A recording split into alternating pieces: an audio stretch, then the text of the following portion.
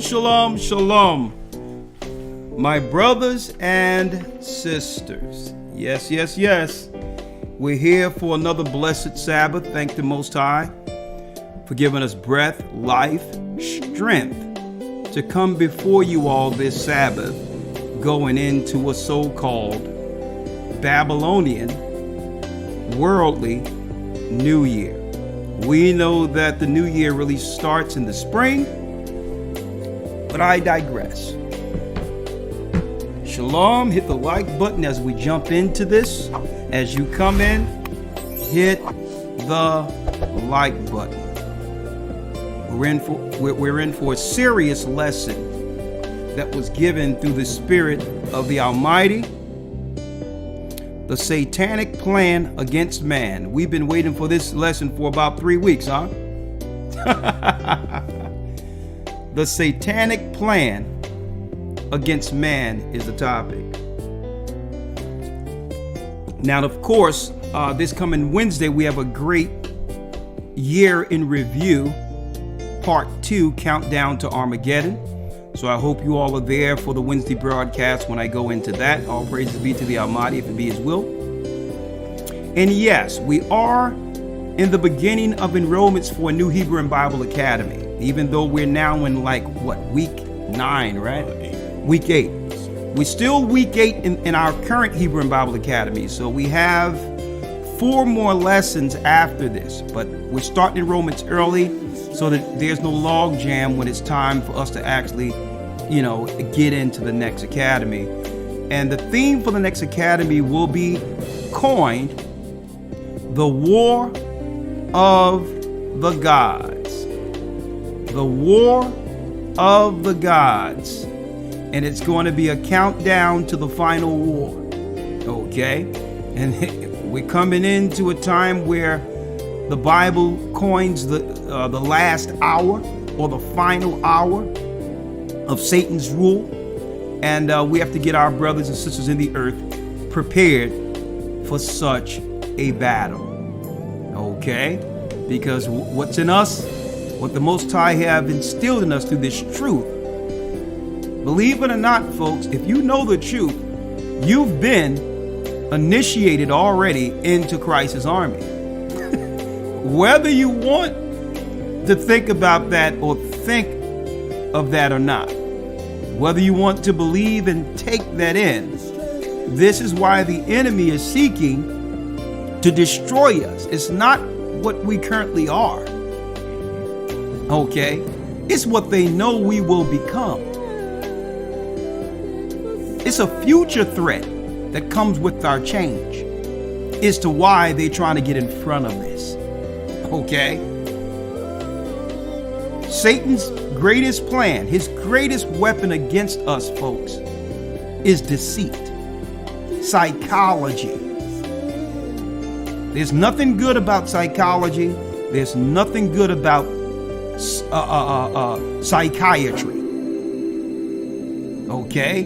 I'm going to tell you that right now. There's nothing good about it because it limits man. You think you're going there for therapy and help. Nah. You're going there to get something seeded in you that will actually restrict your true spiritual potential. They've been doing this for a long time, folks. A long time. They're not in fear of what we are right now. Folks, brothers and sisters, we don't have anything to fight against the enemy. Zero.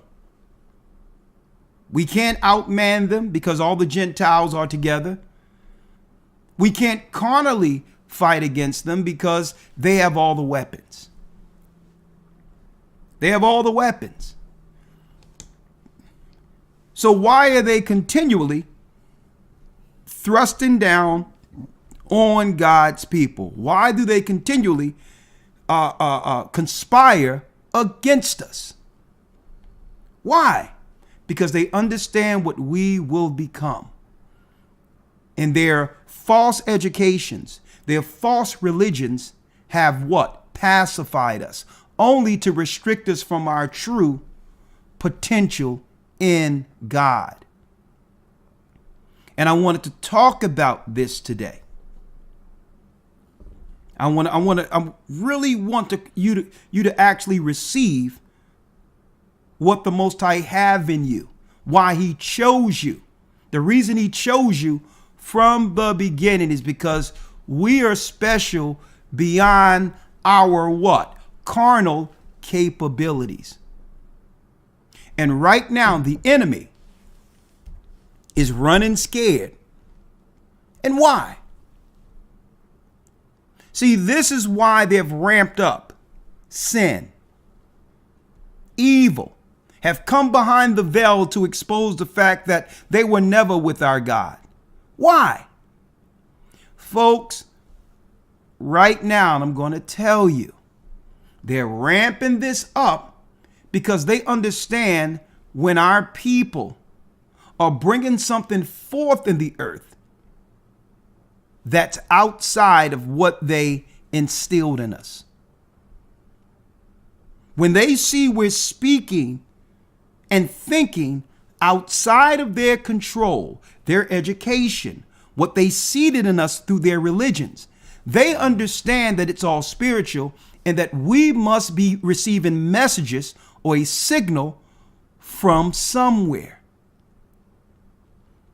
And the only place, if it's not the education from below, is something must be communicating with us from above. And that's what they fear.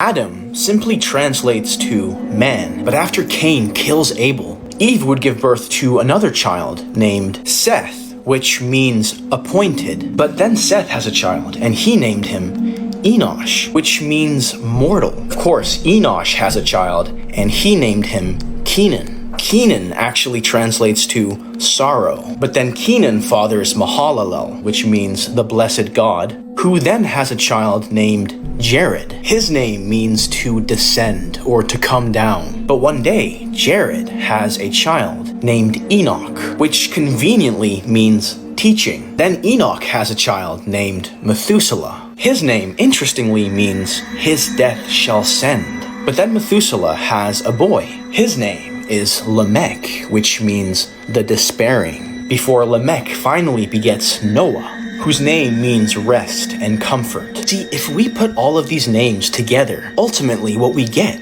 is a prophecy. This is what it says: man appointed, mortal sorrow, but the blessed God shall come down, teaching. His death shall bring the despairing rest and comfort. The knowledge that the Most High have bestowed upon us to understand the truth of who we are. If the Gentiles had their way, we would have never figured this out. Ever.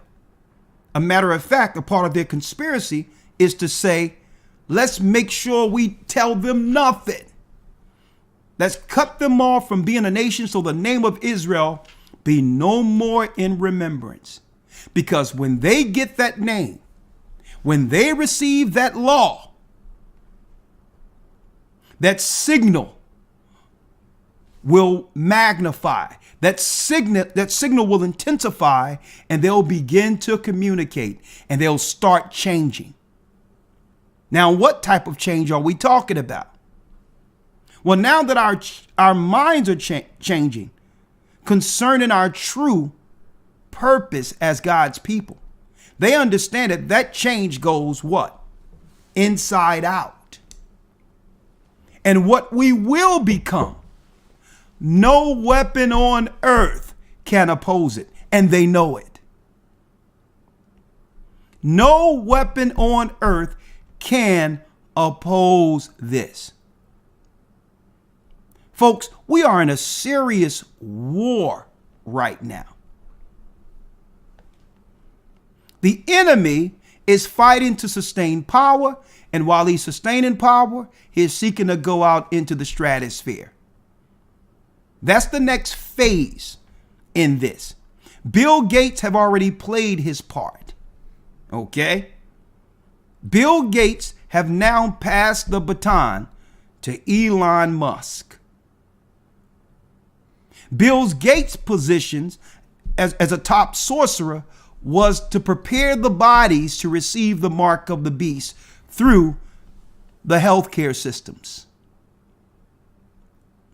under their priesthood. His family was dedicated to it. His father was dedicated to it. And now he have accomplished this by allowing all of the bodies in the earth to already have the stuff in it to prepare for the next phase. Now he have passed the baton to Elon Musk. And folks, I'm going to tell you, let me just show you this real quick before I jump into the lesson.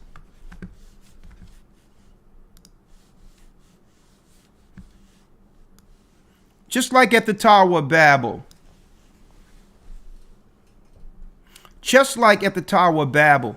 it was stated in Genesis 11 that if the angels did not come down to intervene, mankind working with the satanic falling would have actually went out into the heavens. Nothing was held from them concerning the technology on how to get back out there for that war. Nothing was held from man. Satan back then gave all their top scientists and all their top elite politicians the insight of the celestial law. The celestial law isn't the law we have of physics in the earth. He gave them the understanding, he gave them an insight of the celestial law and how the celestial law really bonds the physical law that we are now subjected to as cursed men. Okay? He gave them the knowledge. He says, listen, there's something that we can break through. If we can break through the physical law that binds us all, we'll be free. And that's what the Tower of Babel was. It was that breakthrough between the physical and the celestial law, where in the celestial, out in space, it's not subjected to what's below. A matter of fact, it's the heavens pressing on the earth with a fire around it, an invisible fire, that they talk about, which bonds the fallen celestial here. But here's the problem. The problem is for us that the Most High sent us in here in this mess, right? A battle that started back with them and will end with them, with us in between all of this. Let me show you something. Then I'm going to bring it around full circle to why they fear you actually understanding or communicating with the Almighty, getting on code with the Almighty, because they understand those, that remnant in the earth is going to become a part of the celestial army that defeats the federation on earth, the confederation on earth. They understand this. Look at this, folks. You are more than what you think you are. And that's all of us. And Satan and his angels and the fallen ones, his politicians and scientists who are working with him, they're all working in tandem and in total union with Satan, folks. They know what happens with the spirit the Most High sent in us through our parents. They understand the threat of it. And I'm going to quantify a lot of this in the lesson today, the satanic plot against man.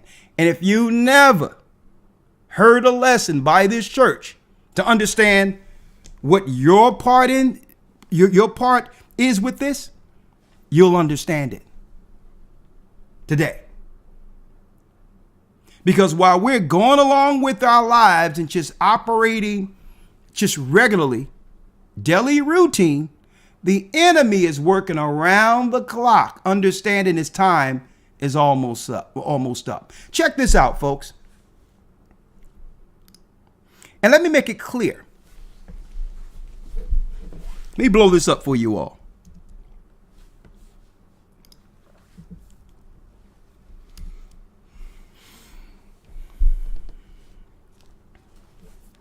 Let me make this clear. Okay? NASA isn't what they told you it was. It isn't a scientific operation. That's just on the surface. NASA and the Pentagon are religious institutions. Babylonian at its core.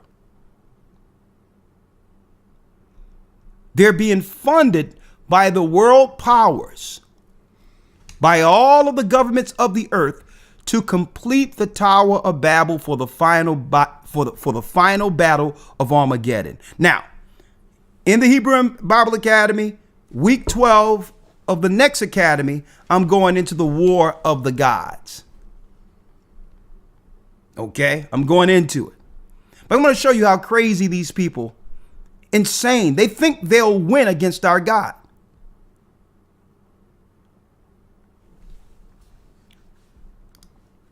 And I'm going to tell you, many atheists out there, the reason why there's many atheists is not because they don't believe God doesn't exist. Atheists are lazy thinkers. They're irresponsible. So they believe if they believe nothing at all, then they're not accountable to actually do something, to actually stand against evil.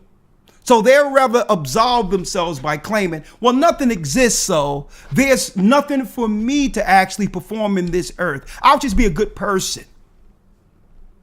But without no insight on a regular basis to fight evil. Atheists are lazy thinkers.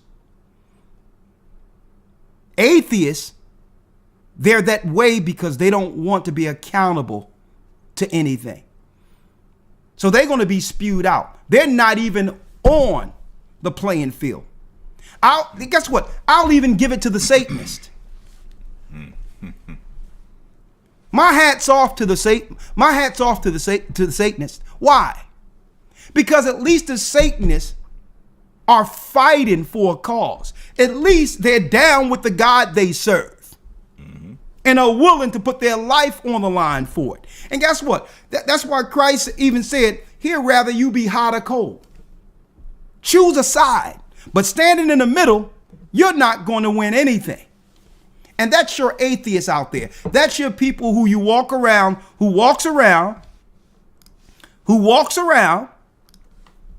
and say, well, I don't believe in anything in particular. I'm spiritual. These people are not even on the playing field.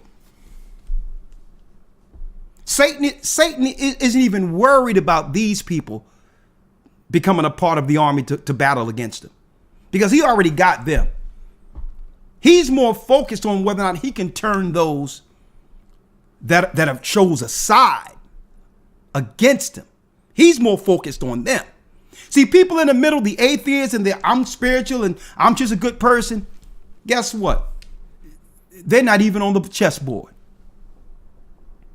So I can give it up to NASA and all of them, because at least they're building that Tower of Babel to their god Satan. Okay? Now they're going to get crushed. Yes, they're going to lose. But all in all, they're putting a lot of resources out there. Let me show y'all something real quick. I'm going to just give y'all a window into what we're talking about. And I'm going to be going into this in the Academy week 12 of next Academy, even though this Academy, man, it's been everything that we prepared for and more, and it's still not over. So I'm just letting you know. Scientific research. Brothers and sisters, let me show you how crazy they are. Everyone is talking about what's in the sky with the drones. Let me tell you, folks, that's a distraction. They'd rather you see that than what they're doing out there. The same time they were out there showing all these drones the size of cars up in the sky and all these others in Jersey, Philadelphia, and different parts of the East Coast. Do you know Elon Musk launched GPS satellites, a GPS program that's will be on the grid to track everything and everybody in the earth? And guess what, folks? Mir, identified anomalous phenomenon, folks. This is from a science research white paper. This is what they're studying: extraterrestrial life, plasmoids, shapeshifters, replicons, thunderstorms, because they're going to hide. The cloud will be there covering while they're doing things in surveilling people within the United States and throughout the world. The clouds will be there covering. Where did they get that from? Well, the clouds are the covering for the angels the Most High sent in the earth. They're going to use that technology to cover themselves through clouds. Then it goes into lightning, right? Hallucinations, aircraft disasters, and ocean sightings. This is a scientific paper, folks. And what did they find out in space under plasmoids? Under plasmoids, let me show you. These are the pictures that were taken by Mir. Mir went out to take pictures. Now, this is on another level. This is way past what they're dealing with the Hubble telescope, because it's in more detail. And what they found out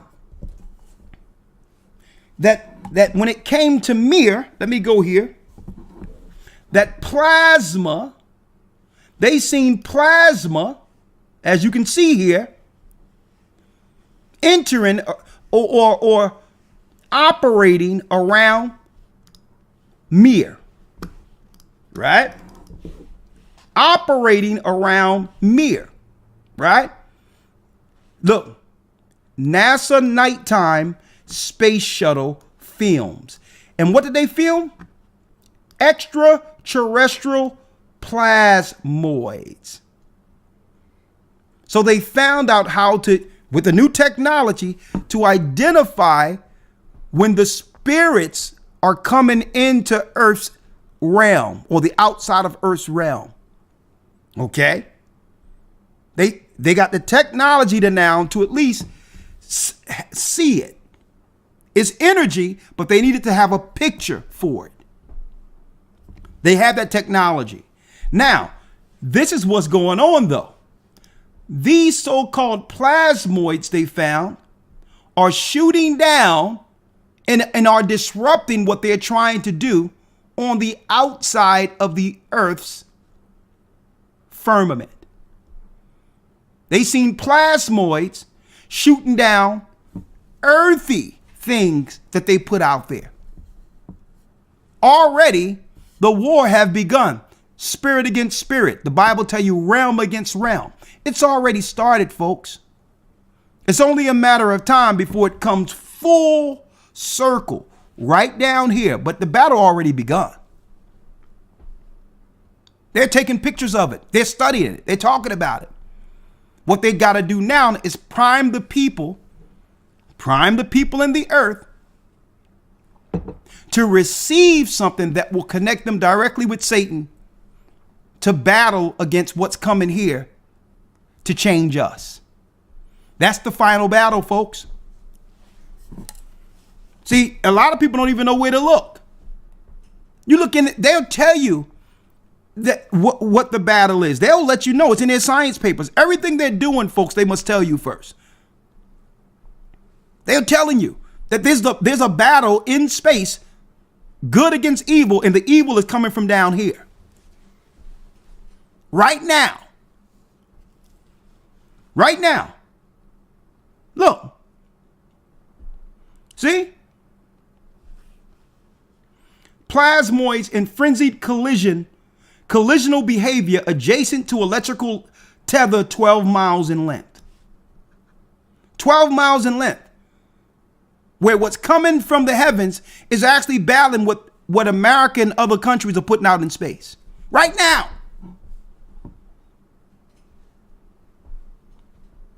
Right now. Now, the atheists and unbelievers, they'll look at this and can't explain nothing. What is a plasmoid?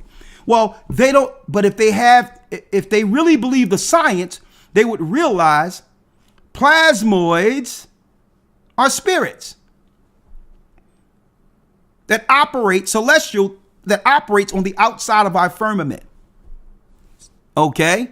Spiritual activity. Now, if they admitted that, then they would have to admit, well, okay, there must be something to that Bible that speaks about the battle between good and evil.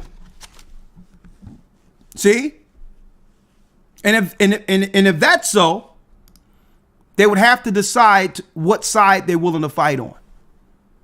They're trying to come against us because they know, as a children of God, as the chosen people of the Almighty, they understand what side we are fighting on. The only fight we have right now is to be able to stand in God's law and exalt the truth. That's our power. That's our power. Truth is our power because Satan rules through deceit. His foundation is weak. Why? Because his whole foundation was built on a lie. He got power through deception. And you can only hold power but for so long that way. Now let's go into it, and then I'm going to talk about our plans going forward as we go forward towards the final hour the scriptures talk about. Okay? Now, Elder Lawyer, if you will. Yes, sir. If you will. Doing a great job. We're at 2,000 already in a couple of minutes. Thank you. I really appreciate it. But those who haven't hit the like button, please hit the like button for me now. Please. I appreciate it. Elder Lawyer, if you will. We're going into, real quick, the satanic plot against man. Now, in order to do so, let's go back to the beginning. I need you to hold 2 Ezra 6 for me.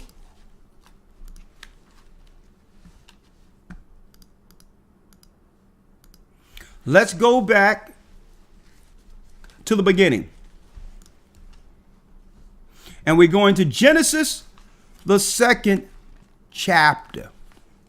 Yeah, again, anybody out there that tells you that you shouldn't look into the Old Testament, it doesn't matter because Christ came and that stuff doesn't matter, are liars and are from the devil.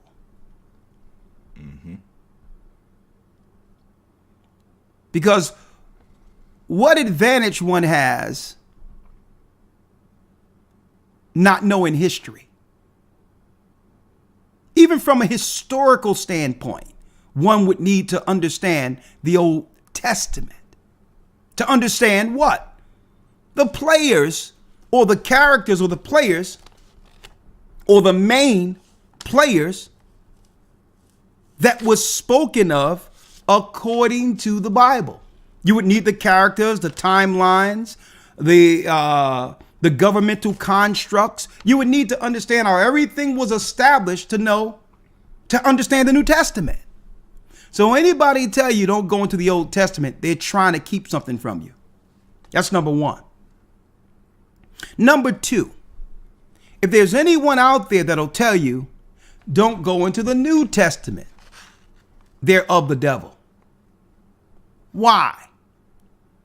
In the Old Testament, it says that he would bring forth a new covenant, a new agreement.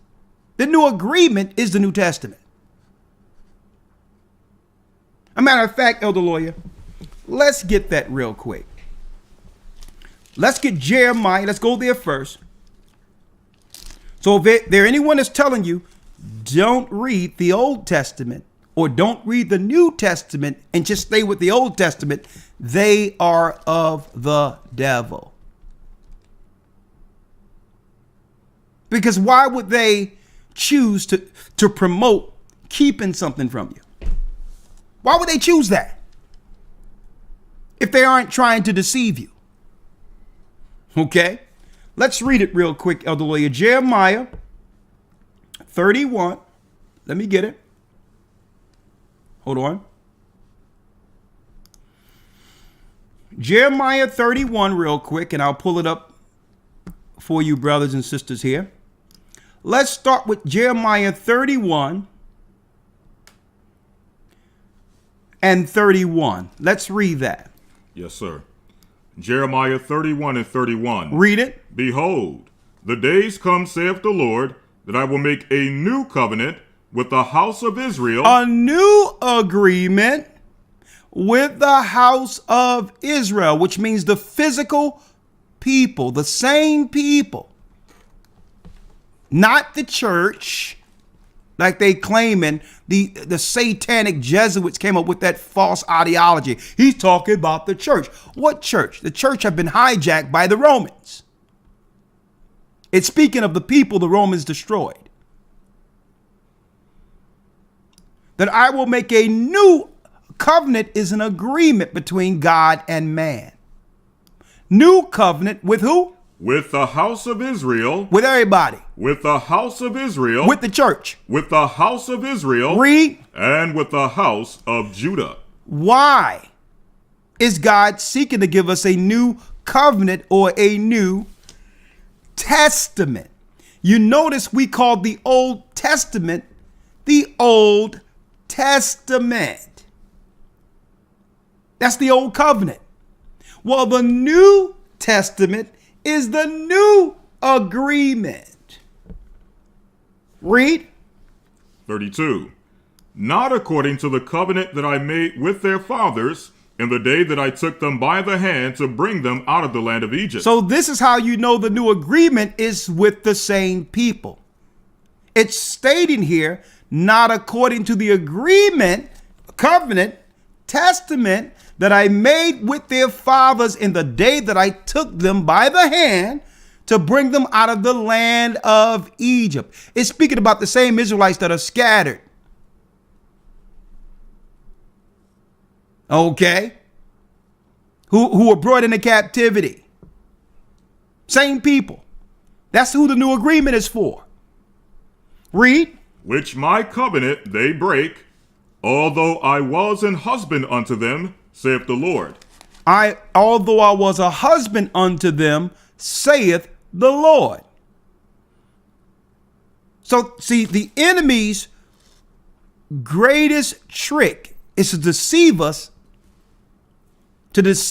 into not going into the Bible.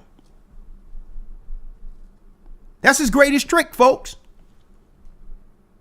Because without the Bible's narrative, you'll never figure out the true tactics and plan of our enemy, the devil. You'll never figure it out. So I'd rather you not be in it. Let's go to Hebrews 8, verse 8.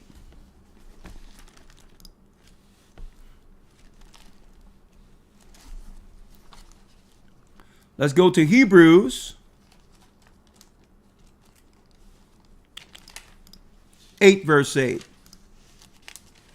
Let's read it. Hebrews 8 and 8. For finding fault with them, he saith. Now, who did God find fault with? The children of Israel, who began to do what? Sacrifice to the Gentile gods. We began to observe and uphold idolatry that was given to us through watching the Gentile or the lower nations who have a lower vibration. See, if they worship the gods on earth through idols, then guess what? The vibration they are receiving is from below. They're on a low frequency. So we began to follow them. And that disconnected us from what? From what's on high, the Almighty.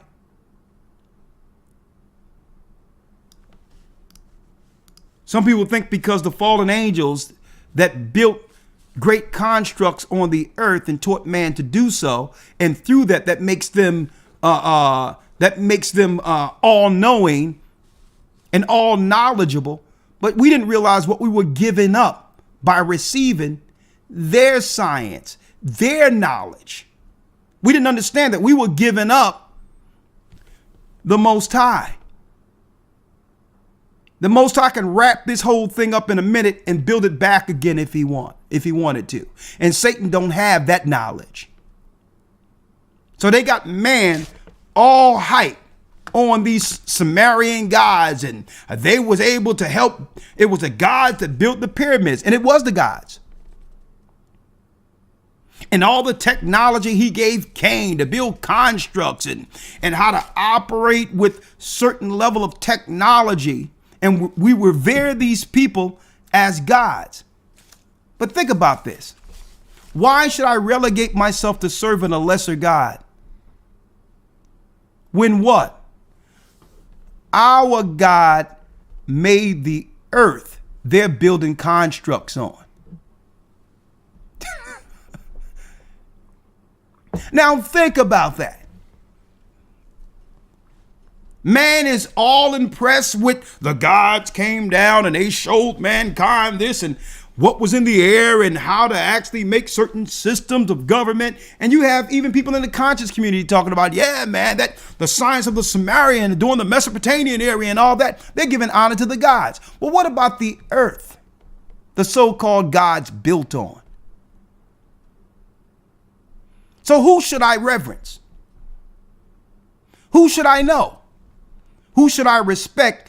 Who should I link to? Okay? They had, the so-called fallen ones had no choice but to build constructs down here. They're trapped here by our God. See? So who should I honor? Who should I respect? Who should I sync the link to? And I don't want to hear this crap no more with people out there talking about, the universe. You are of the devil if you're talking about the universe. You're doing everything to dismiss the fact that there's a God and he has a name. Mm-hmm. Okay. Mankind cannot name God or try to quantify, according to man, what he is. You can't create your own God and say, well, I call him this or I call him that. That's straight disrespect. Get to know the God who made you. So when you hear these people talking about the universe and all this, they're straight disrespectful. What is the God's name? His name is not universe. That's just a part. That's just what he created. He's way more than just the universe.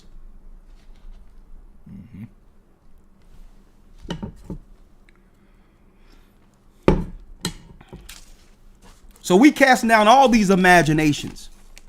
Stop hiding behind these words and reveal the true God you serve, the devil. Let's go to Genesis 2. The satanic plan against man. Before we go there, let's go to Jeremiah 31 again. Matter of fact, because for time, let's go straight there. Genesis 2. Yes, sir. Genesis 2. The satanic plan or plot against man.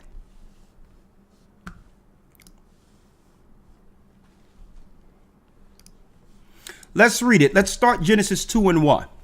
Yes, sir. Genesis 2:1. Yes, sir. Thus the heavens and the earth were finished, and all the host of them. Come on. And on the seventh day God ended his work which he had made, and he rested on the seventh day from...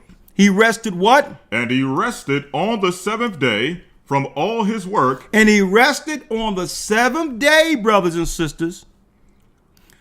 From all his work. From all his works, come on. Which he had made. Which he had made. Now, let's examine this. At this point, Adam is on the earth. Our Father is here. Okay, it's not 100 billion years ago. No one can prove none of that garbage they're talking about. No one found the first bones of any man or any woman. These are the devil, Satan, sorcerers and deceivers lying to you using science, or that what they call so-called science according to the Bible, as a so-called verifier or evidence. Well, guess what? Their evidence can be fabricated. Okay. We learned that just a couple of years ago when we tested it and it's safe and effective. The science bear out. Now, how is that working out with a lot of people right now? So when they give you something, I got this great discovery, understanding usually they're looking to deceive you. And at the same time, it would have you question God's narrative according to the Bible, usually, so that you can have an argument against how God said the world was made. That's their whole point. They don't got no discoveries. They be making some crap up in their basement, and they'll just put some nut job with glasses and a white coat on and tell you that he's an expert. And we don't even realize what they're seeding in us through their science is unbelief. Talking about we found some first bones. Where? Where you found some old bones at? Oh yeah, we found the first person, and according to our research, man, these bones are 655 billion years ago.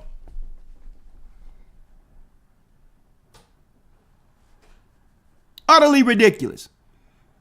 So when someone claimed, okay, you found the first bones, well, you found Adam? That's interesting. Where did you find Adam? Right? So they go into these crack job universities and push their garbage against God and the Bible. Okay? Give you a degree for upholding foolishness.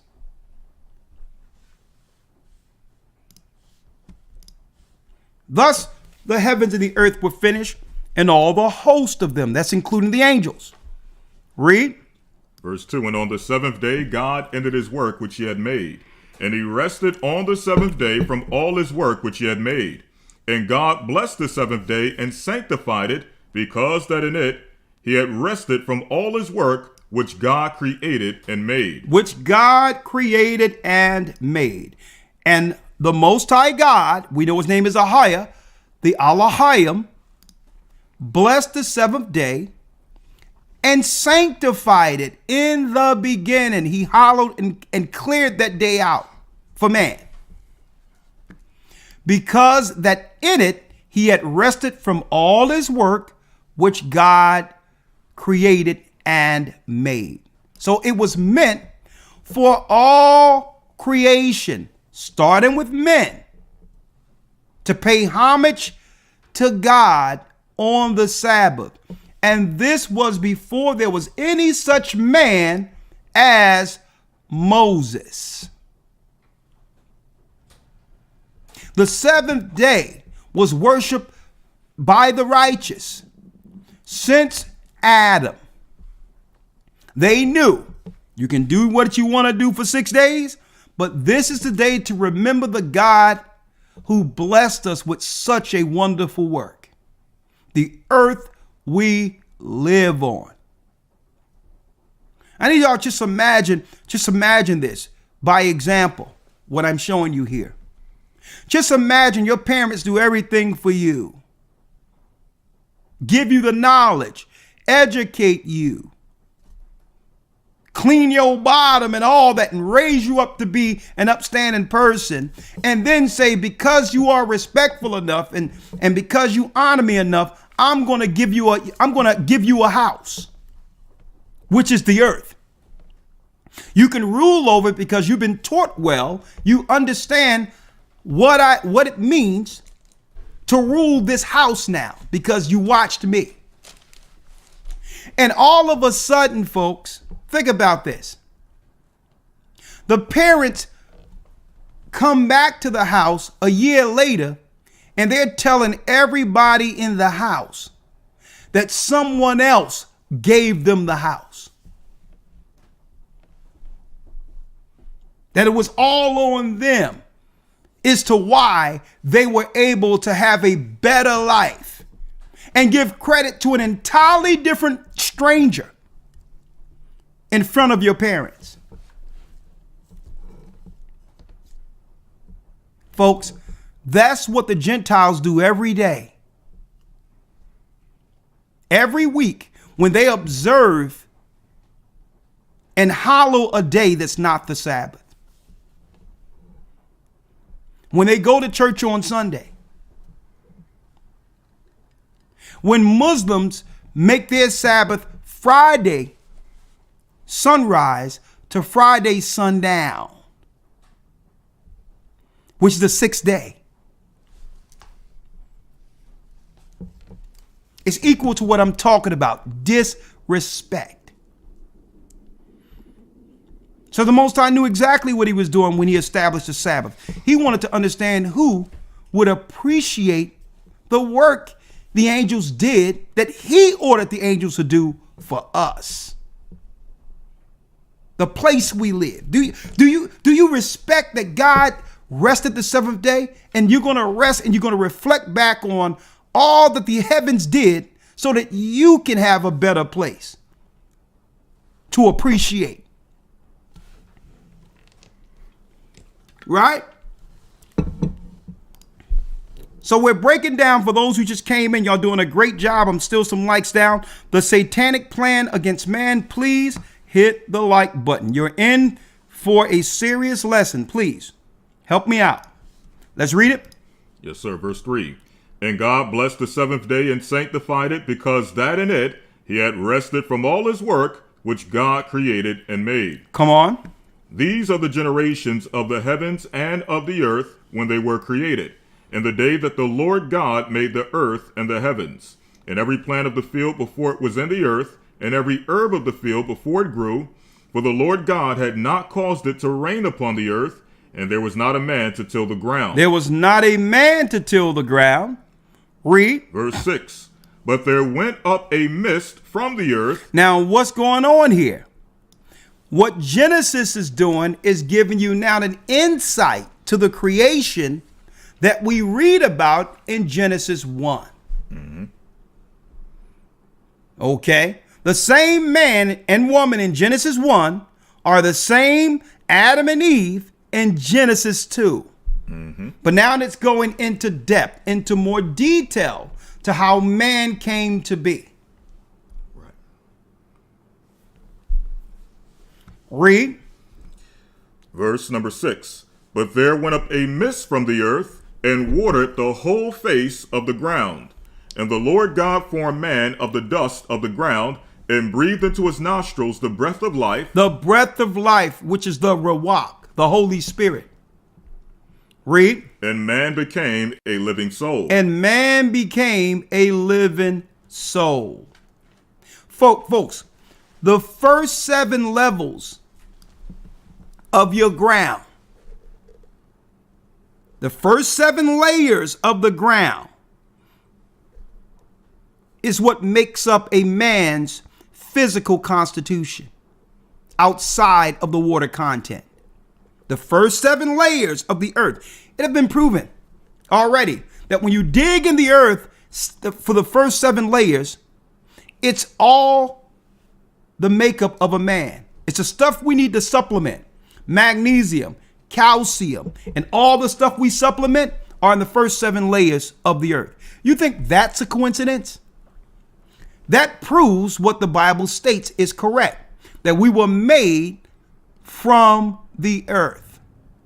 And when you take vitamins, what you don't even realize what you're supplementing is the minerals and all these things that's in the earth. We're made of that. So when you pop your magnesium and all this other stuff, you're really supplementing what was made out of the ground. You put more earth into you. And even scientists know this.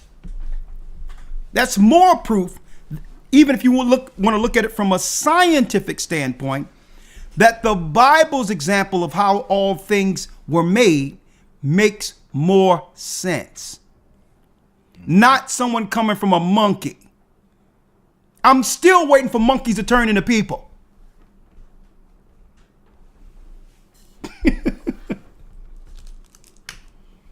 Only someone with the mind of a monkey would believe that. No disrespect to monkeys. Come on, let's go. Yes, sir. Verse 8. And the Lord God planted a garden eastward in Eden, and there he put the man whom he had formed. Whom he had formed, Adam. Now, folks, Adam now is what? King of earth. This is the same Adam we read about in Genesis 1, when he says he made man. Male and female made he them and gave them dominion. This is it. It's going into detail concerning that man now. There weren't no other people before Adam and Eve. And I can prove that in a couple of seconds. That's a lie that's out there. It's a Jewish fable. Okay? Adam and Eve were the first people on earth. Mm-hmm. Read. Verse 9. And out of the ground made the Lord God to grow every tree that is pleasant to the sight and good for food, the tree of life also in the midst of the garden, and the tree of knowledge of good and evil. The tree of knowledge of good and evil was planted by Satan. Straight up. How do you know this? Well, in Genesis 1, the Most High seen the vegetations and all that they grew, and he says he's seen that it was what? Good.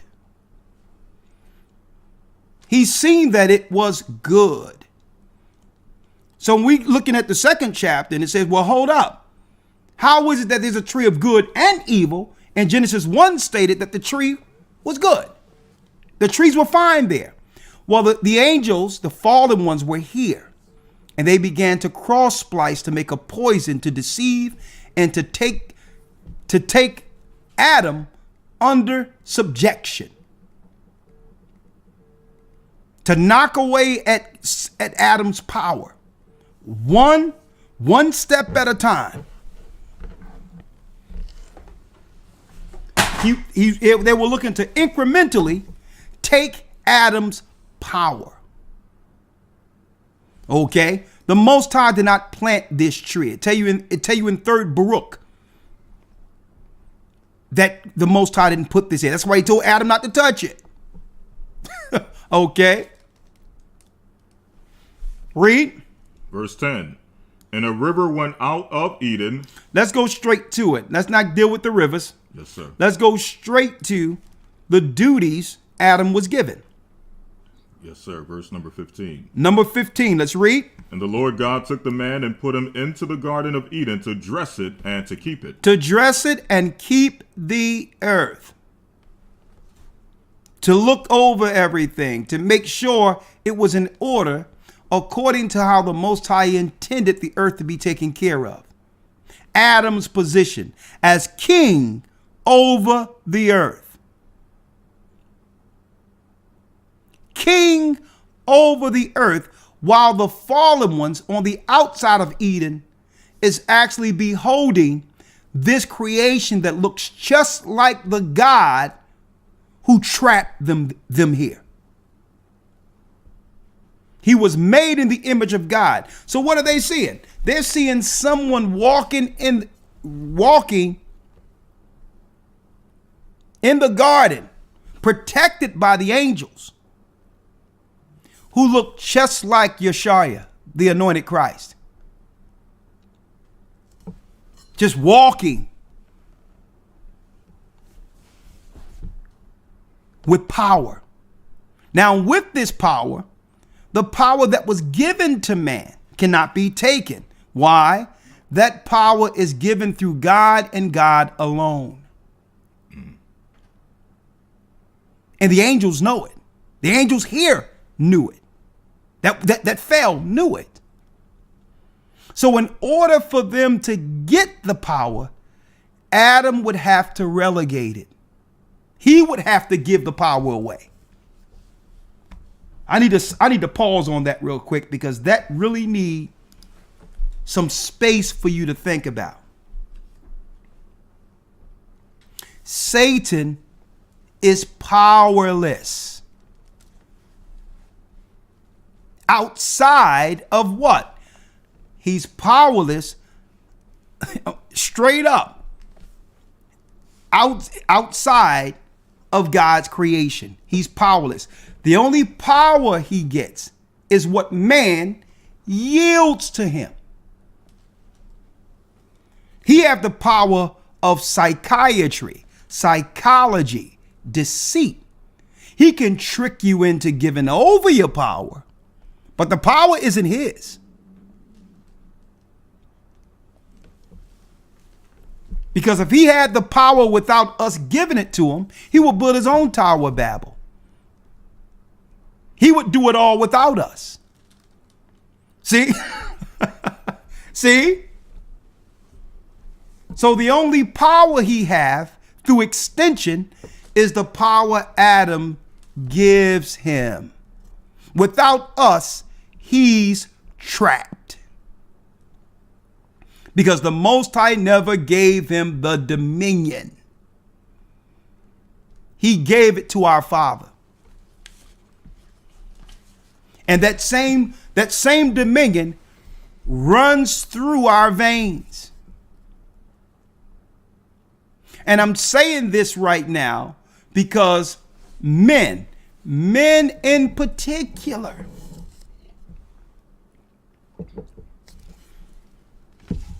have been tricked into believing that our responsibility solely is to what's beneath us. Women, children. In priority, our responsibility is to the Almighty that gives us dominion. And everyone else benefits from that. So the whole concepts that Satan have seed in our minds, happy wife, happy life. Now, yeah, your wife is supposed to be happy with the relationship that the Most High have given her. But ain't no one is talking about happy God, happy life.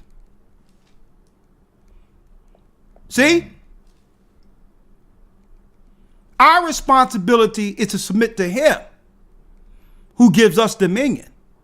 And through that, we can divvy things off to the family. Wife on down.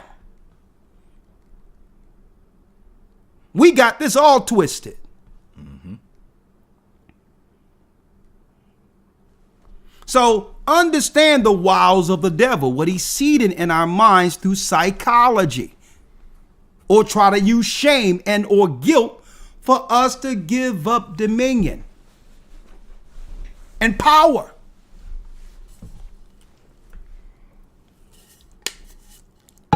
I mean, I never understood that anywhere. A man could be as miserable as he want to be, and it's okay if what's under him is happy. Right. That doesn't make any sense. Only the devil could have put that in the minds of men. Our position in earth is to make our God happy, who gives us dominion. And now that happiness flows from him through the man who was given dominion, and now the family's happy. Okay? Just like in the heavens, when the Most High disturbed, everything shuts down. The angels are afraid and everything. Let me tell you, when dad ain't happy, that's when the house isn't happy, folks. Okay? That's when the whole thing gets disturbed. And that's the way it's supposed to be. Okay? So it's about bringing things in order, right? Let's go back, Elder, if you will. Yes, sir. The book of Genesis, chapter 2, verse number 16. 16, come on. And the Lord God commanded the man, saying, Of every tree of the garden thou mayest freely eat, but of the tree of knowledge of good and evil thou shalt not eat of it. For in the day that thou eatest thereof, thou shalt surely die. You shall surely die. Read. 18. And the Lord God said, It is not good that the man should be alone. It is not good that the man should be alone. This is where the woman comes in at. Adam named all the animals and all of that before the woman was actually taken from him. The Most High knew exactly what he was doing. There's a lot of ideologies that's out there that we have to put in check.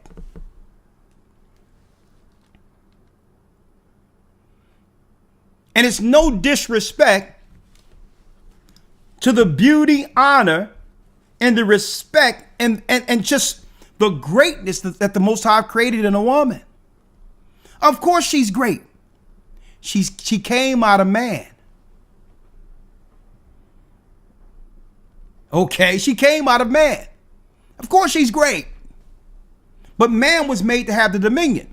So when you hear these ideologies out there, these sycophant ideologies that the woman is God and she can bring forth life and all that, this is not to cast any negative aspersions on how the Most High made a woman. But the men are the creators. Okay? Straight up. It always comes back to man. Doesn't matter how the earth try to program people to hate men and all that. It always comes back to, you're going to need a man. Mm-hmm. Even women who decided not to have men. And decided, okay, I'm just not dealing with men altogether. And you have women out there that are lesbians, but they'll get together and go to a clinic somewhere and get IVF. They still going to need man seed to have a baby. It always come back around to man. You hate him, you can feel what you want, but that's the truth. But Satan have seeded something in the earth where there's a sentiment negative against man, and none of us really understand where that comes from. They never really understand. There's just I just can't. Men are always this. Men are sassy. Men is this. Men is that. There's always a negative sentiment where no one is trying to actually check people that just have problem with men. Mm-hmm. No one is saying this sounds more like a religion at this point, right? Right. Men is this and men is that. Who seeded that in you?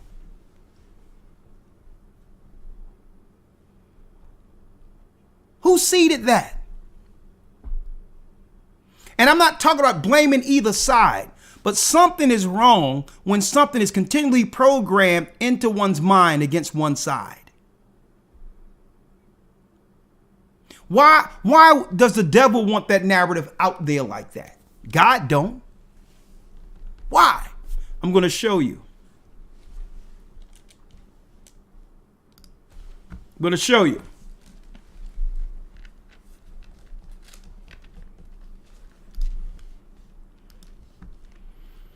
And the Lord said, it is not good that the man should be alone.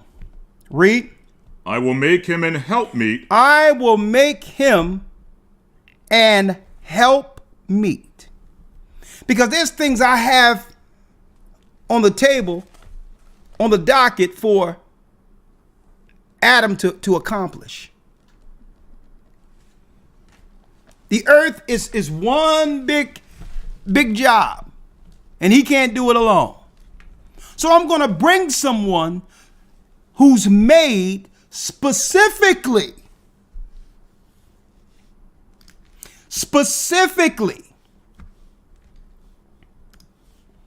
to help him.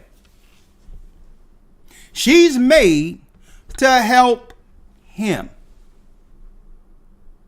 Period. Right?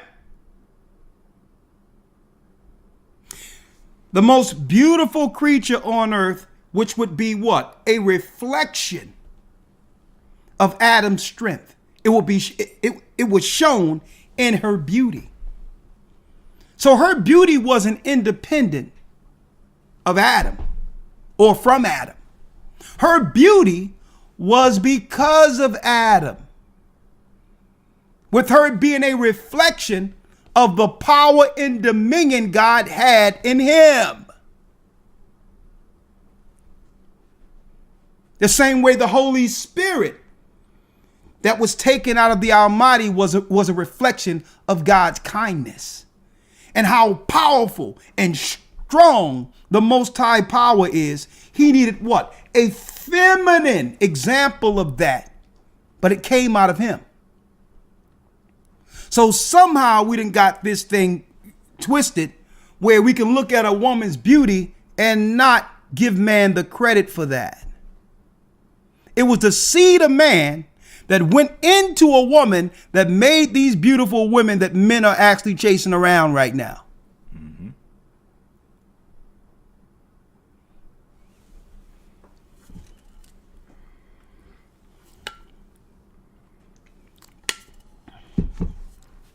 Right?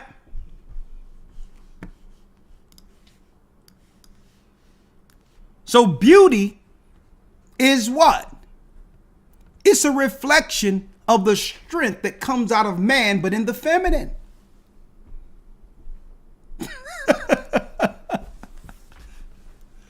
So now, no one can operate in the spirit of conceit.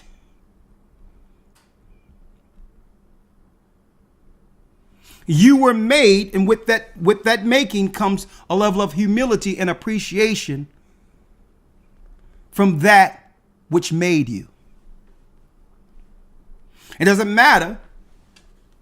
Let me break it down here.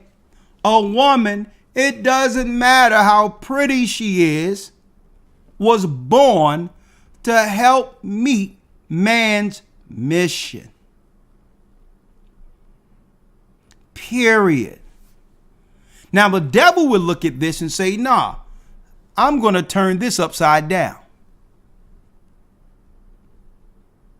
It'll still work, but it will work with me siphoning the power that was given to Adam. Now the power, instead of serving God, man served woman. And what happens? Power is being siphoned to the serpent. Because now the dominion isn't coming from on high. The dominion now is being yielded to go under the man instead of coming from above the man. See how it works? Then Satan siphons that power, and through that mankind falls, and through that he have servants to help him build whatever he need to build in his plan against God.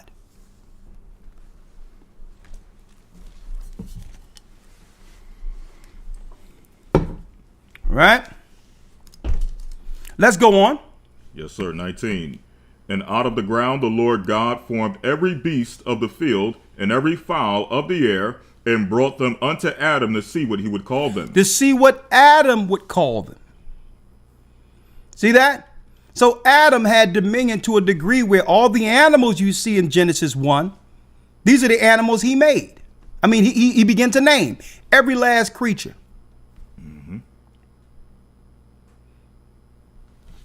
22 kinds of each. Read. And whatsoever Adam called every living creature, that was the name thereof. Read. And Adam, so that means he got the power and authority over everything. I named this. Mm-hmm.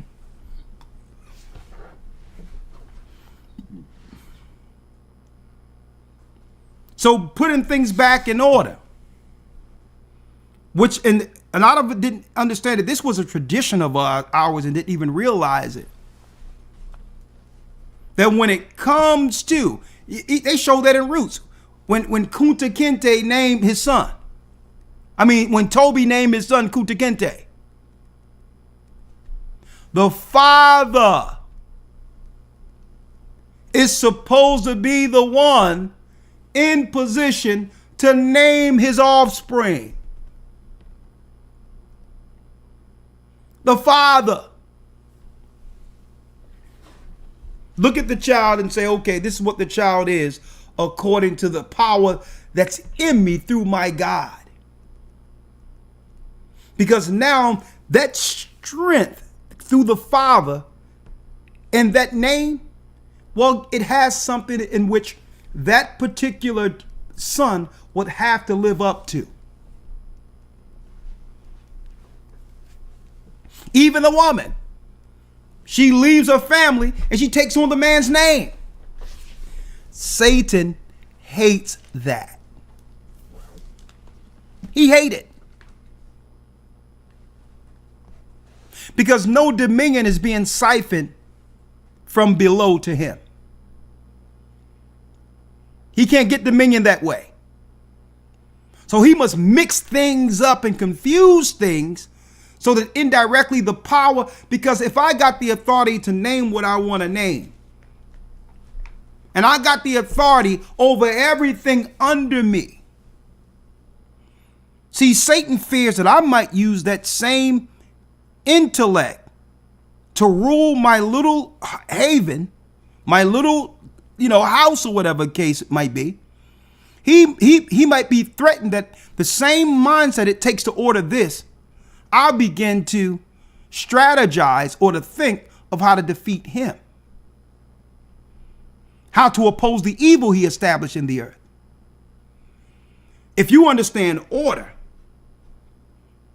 through the Almighty, now you're directed with that order. And that's what he feared since the beginning. See? So it's Satan's plan to keep us all misdirected, confused to what our positions are. So not to focus on fighting him, opposing him. So he would cause chaos in the house, confusion in the house, disorder in the house, so that we don't be on one accord. You help me. And here it is. When we began to work for the Almighty, you help meet everything I need. And guess what? The Most High is going to start blessing the house. Because it's in order. Just like a parent rewards their children. And then through the blessings, you're getting resources that understand, man, I should have done it like this a long time ago. Order is beneficial.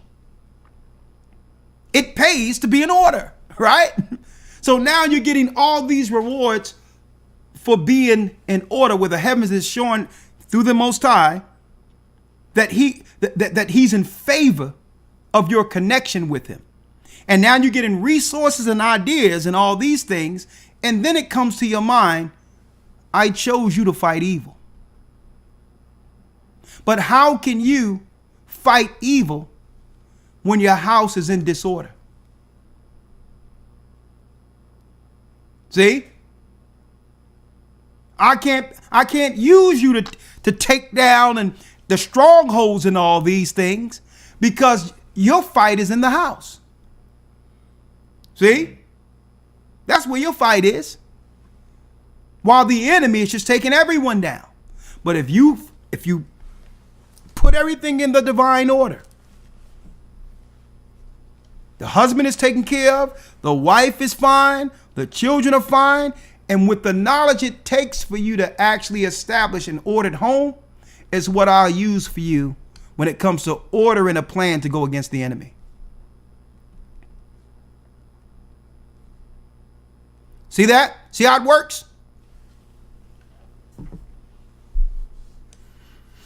And Adam, read. And Adam gave names, verse 20. And Adam gave names to all the cattle, and to all the fowl of the air, and to every beast of the field. But for Adam, there was not found an help meet for him. There was not found a help meet for him. someone to, because he had so much work to do. Right? Read on. 21. And the Lord God caused a deep sleep to fall upon Adam, and he slept, and he closed up he took one of his ribs and closed up the flesh instead thereof. So that's what woman means. From man. So when you hear the concept or the idea of independent, there's no such word anywhere or understanding of how that's beneficial, even in the heavens. If anyone who could have been independent, it would have been the Most High who had all power alone. Okay? So independent is the mindset for the insane. Okay? There's no independent. Adam wasn't independent. In appreciation to Adam, lending a rib to make her, there should be some level of appreciation for her to help meet, because without Adam, she ceased to exist. See? There's no such thing as independent. Independent is Adam keeping his rib and say, no, God, I'm cool. I'll handle it myself. That's independent. Okay?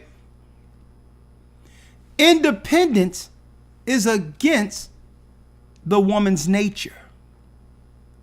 Independence makes her unhappy. And Satan knew this. Satan knew this. And his plan was to make Adam and Eve miserable.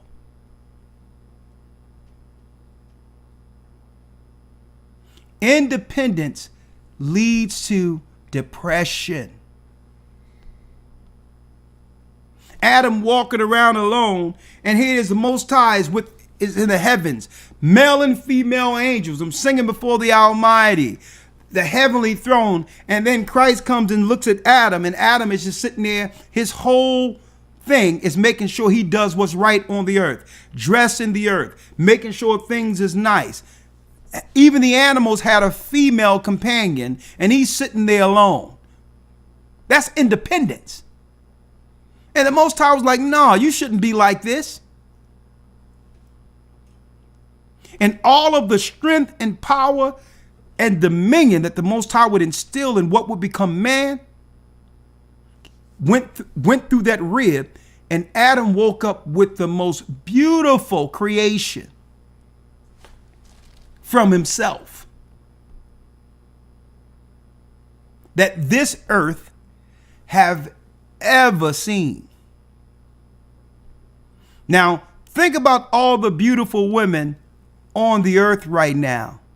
And now think about the first woman all of these beautiful women throughout time came from.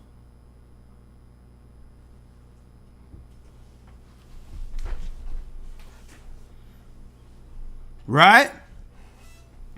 Think about that. Now I'm going to show you, according to the scriptures, that Satan tricked everyone. And that's why I'm going into the satanic plan against man. Because that satanic plan against man, you would think, it's just speaking about the males. Well, no. Woman means from man. From man. You got that? Read on. 21. And the Lord God caused a deep sleep to fall upon Adam, and he slept, and he closed up one of his ribs, and he took one of his ribs and closed up the flesh instead thereof. Read. And the rib which the Lord God had taken from man made he a woman, and brought her unto the man. And brought her unto the man. And I like to reemphasize, this is the same woman we read about in Genesis, the first chapter, in the prior chapter. Same woman. There is no Adamites or other people. Read. 23. And Adam said, This is now bone of my bones and flesh of my flesh. She shall be called woman because she was taken out of man. And guess who named woman? Man did. Man named his woman also. I'll call her woman because she came from me. Mm-hmm. So that in of itself puts all things in perspective when it comes to order. Right? Now, of course, we know the plan that Satan would go to the woman, being that she is the weaker vessel. And through that, man and woman falls. The story have been reiterated over and over and over and over again. Right? And sometimes it comes out to a point where it's skewed how these narratives or how the Bible or how people are actually viewing this particular scenario, where it comes down to men are faultless and everything that's wrong is because of women. That's wrong. That's untrue. And we have to really be careful when we go into these lessons and talk about this. Because why? How do we feel now that Satan have accomplished his plans, where man cannot do anything anything right, men are no good, men are dogs, men are this, and men, how do you think that's working out? If everything is being blamed where man is the cause for everything that's wrong. So then we have to understand, okay, there must be a deeper plan here that's above what most discuss when it comes to the downfall. When it comes to man and woman. What is the lesson the Most High is trying to have us get from this? And why is Satan working so hard to keep us in this battle? Okay?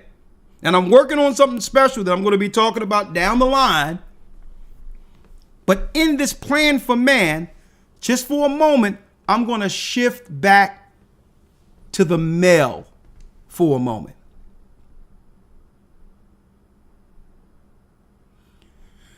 Satan understood that the Most High God who hurled him here created the king on earth, which is Adam. And through Adam's power, not only was he given power over the whole earth, which is Eden, he was given power over everything in it, and he had power even over the woman that came out of him. An extension, that power as an extension from the throne. So what did Satan behold down here? He beheld the image of God. The threat he was warned about before he was hurled here. See, Satan understood the plan. And through his disobedience, he was given the plan concerning his judgment. Now, all of a sudden, he's on earth and he's watching on earth that the Most High sit and shape something out of the ground. And it becomes the exact spitting image of the God who hurled him here. And him and the angels looked at what was going on. And this was before Eve. He says, you know what? We're going to have to utterly put him back into the ground. Literally. Because if this man survives, we're done. And we'll use everything at our disposal including the woman if we have to do so. Hold tight. I'm coming back with part 2.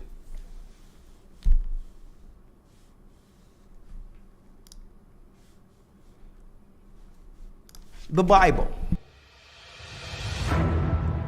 Is it hard to understand? When it comes to reading the Bible, the first thing that comes to mind is the fact that this is the Word of God. The seals have been broken, and the truth is here. And when we go throughout the scriptures, when we go throughout extra biblical records, we find that the language that God employed, that He used to create the heavens and the earth, was the Hebrew language. Christ said, I came for the lost sheep of the house of Israel. But yet no one, no religious leader, no religious church out there anywhere can now identify the 12 tribes of Israel. Can we? God is quite simple, but it seems as if man makes understanding Him hard. What are those mysteries? The truth of your book and the truth will make you free. The Hebrew and Bible Academy, you're invited.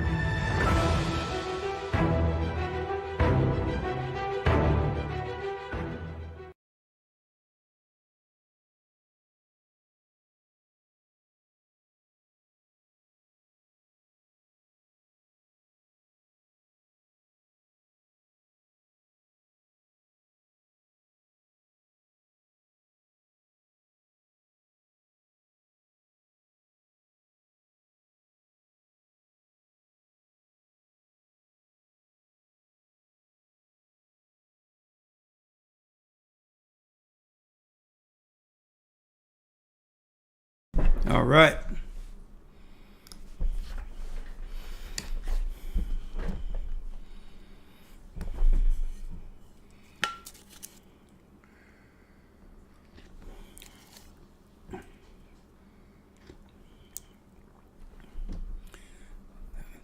We're doing a good job. Thanks for hitting the like button. I really appreciate it. We're going to jump right back in.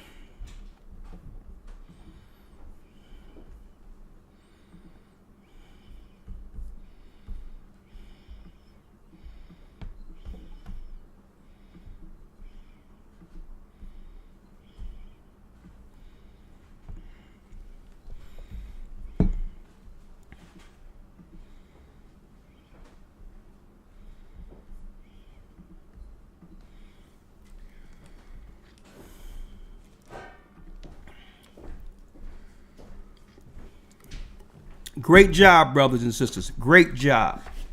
I appreciate you.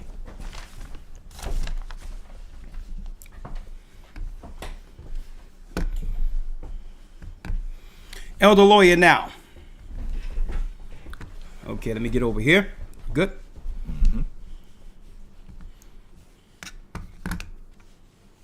Please hit the like button if you haven't done so as of yet, please. Part 2. The satanic plan against man. Now, Elder Lawyer, if you will, let's go to 2nd Ezra, the 6th chapter, in the Apocrypha. In the Apocrypha. Do I have Apocrypha over there? Matter of fact, you can just show yours real quick if you want. Yes, sir. For those who don't have a King James Version Bible, you can always, whoever don't have a complete King James 1611, get yourself a King James Apocrypha so that you can have the complete works of the King James Version Bible, okay? Okay. And if anyone ever tell you that, well, to listen to them and not the Bible, hey, the Bible says a fool in his heart, it's a fool in his heart that says that there is no God. And the only God that we should understand first and foremost is the God who inspired the prophets to write this book called the Bible. Okay? So if anybody tell you, listen to me and not the book, run. All right? Now, Elder Lawyer, if you will, we go into 2nd Ezra, the 6th chapter. I'm going to pull it up here. 2nd Ezra 6, and let's start at the first verse.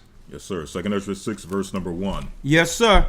And he said unto me, in the beginning, when the earth was made, before the borders of the world stood, or ever the winds blew, before it thundered and lightened, or ever the foundations of paradise were laid, before the fair flowers were seen, or ever the movable powers were established, before the innumerable multitude of angels were gathered together, or ever the heights of the air were lifted up, before the measures of the firmament were named, or ever the chimneys in Zion were hot, and present years were sought out, or ever the inventions of them that now sin were turned, before they were sealed that have gathered faith for a treasure.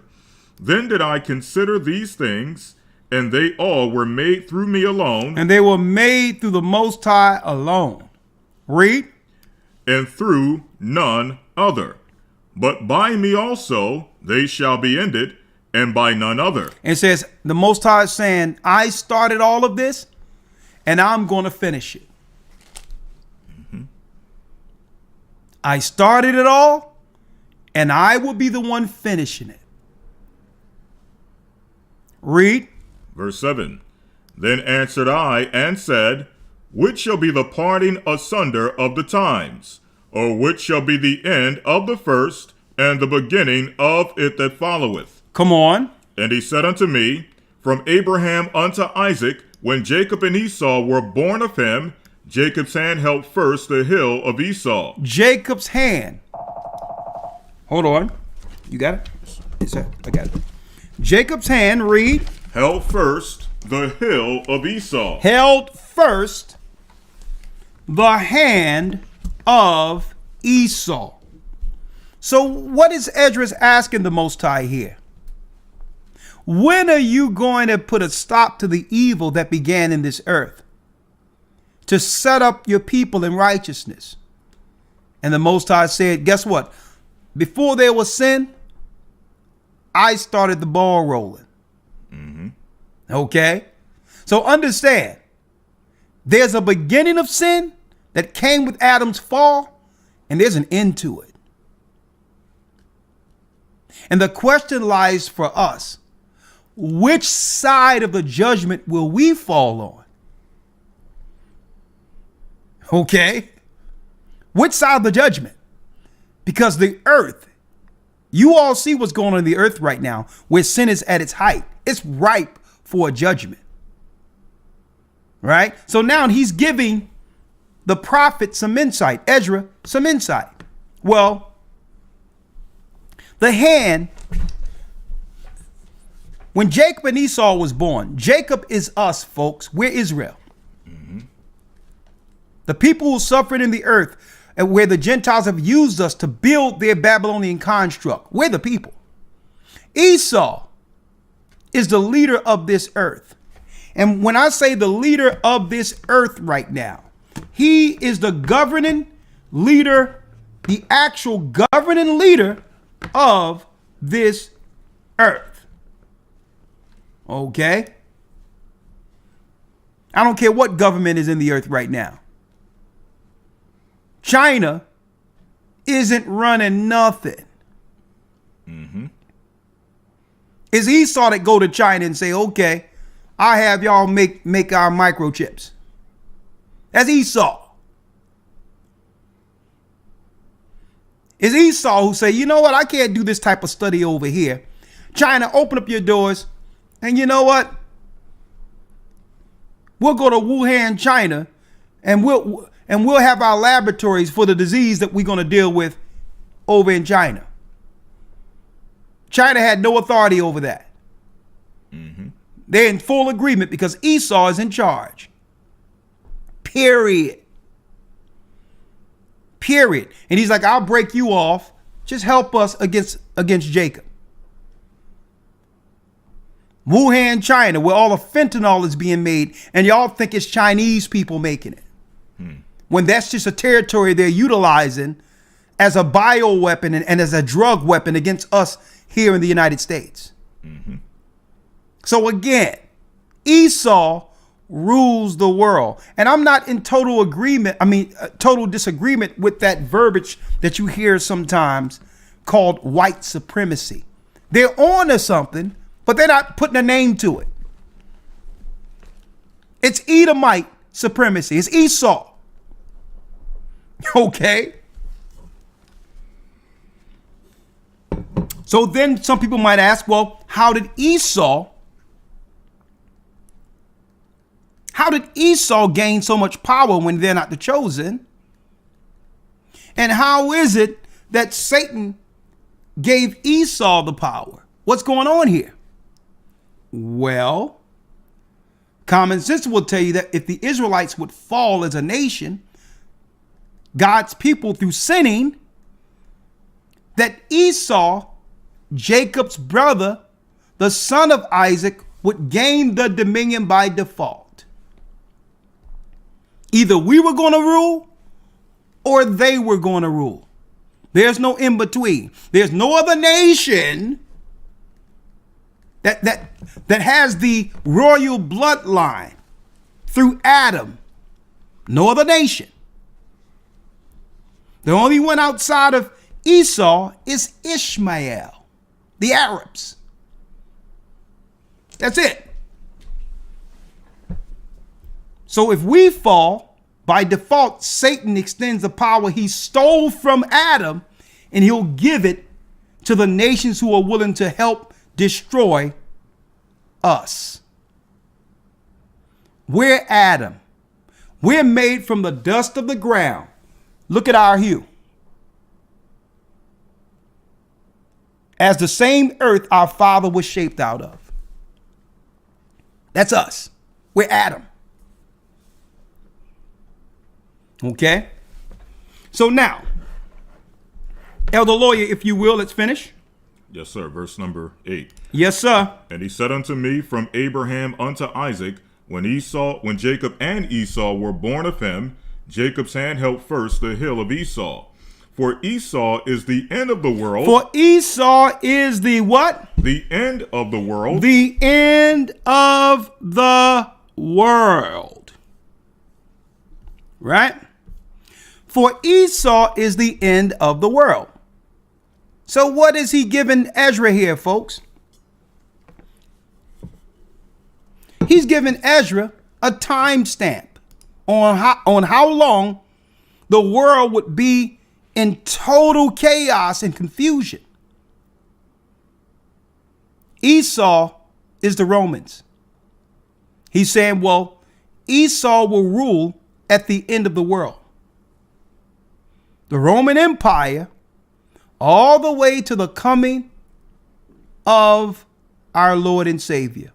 A times, and a dividing of times, which is the Roman rule.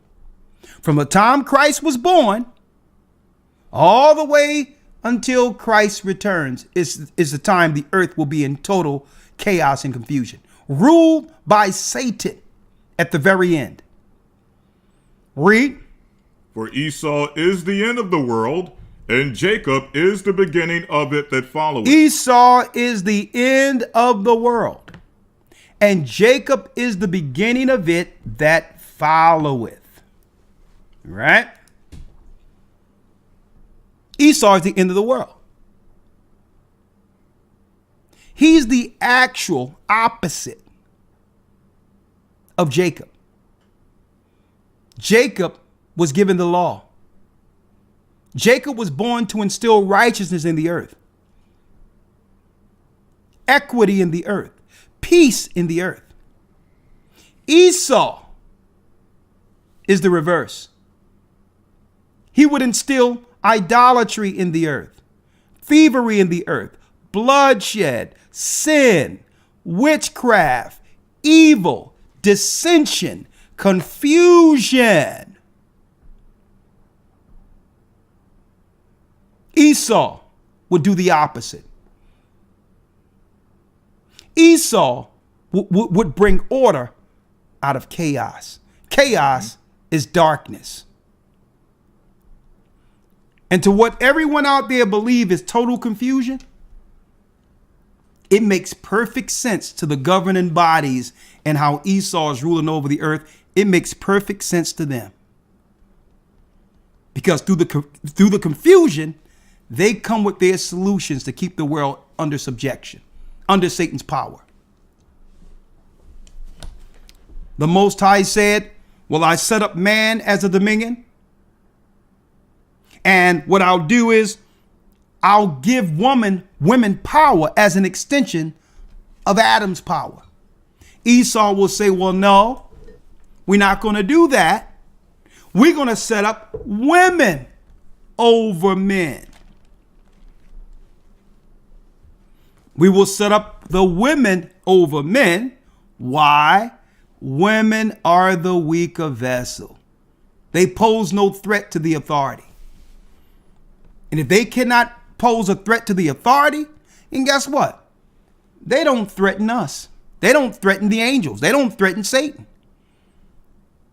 They are the more agreeable of the two because they was made to submit.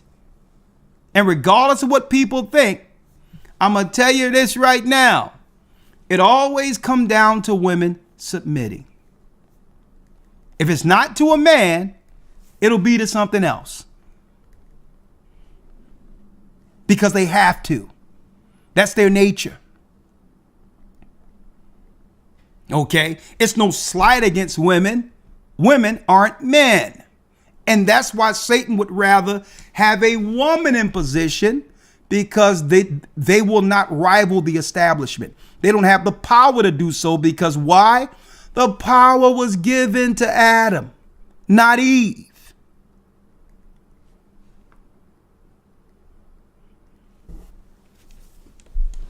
That's just common sense.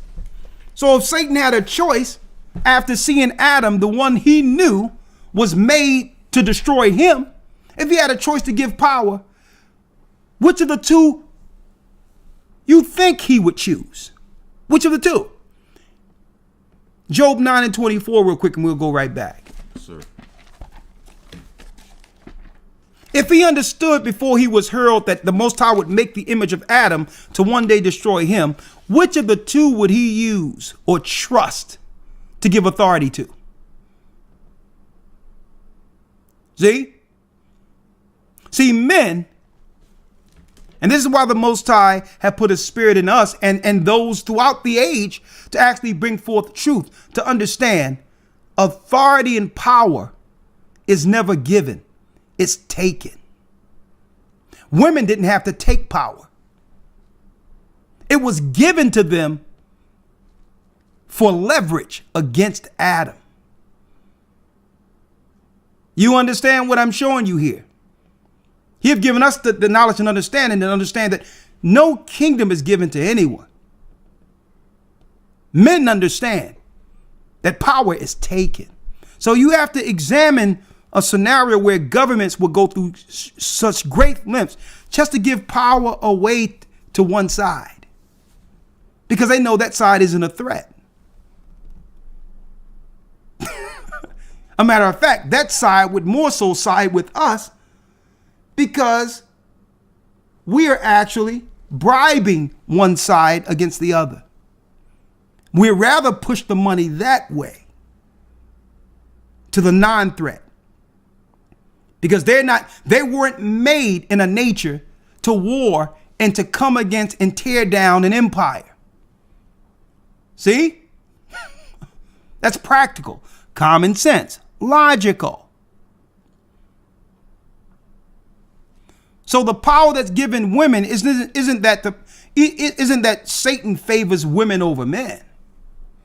He wants us all dead, man and woman. Mm-hmm. Esau is just using, under Satan's guidance, the power of psychology, the power of trickery to incentivize one side against the next. Well, if I'm going to push the money to the other side, it's going to be to the non-threat. Period.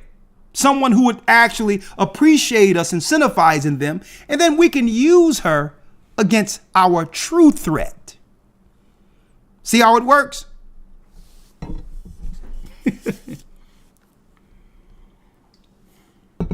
Let's read.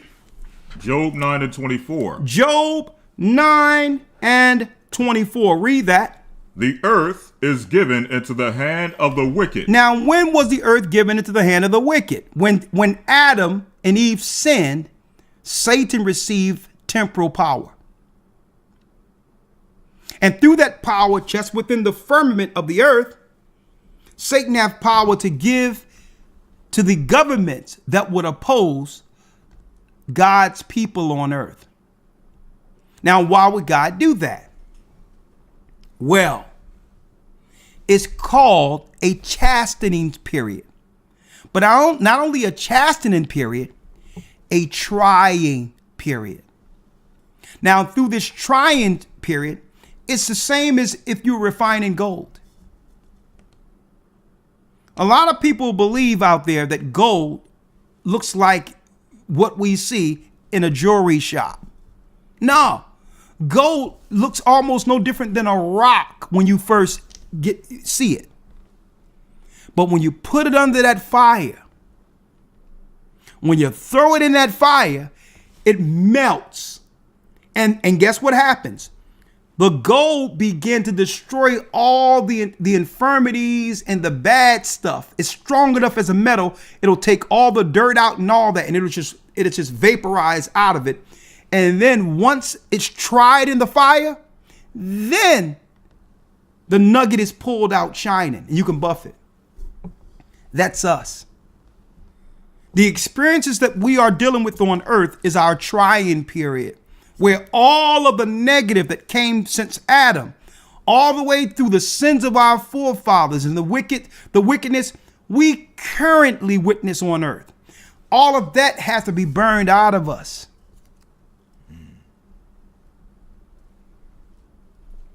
And that was the Most High's plan.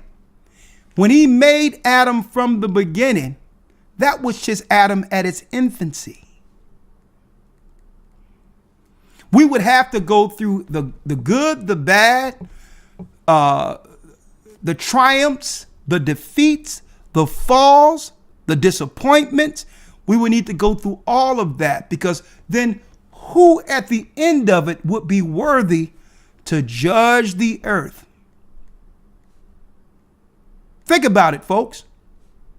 No one is going to be able to tell us in the kingdom, when we're setting things in order, anything about negative.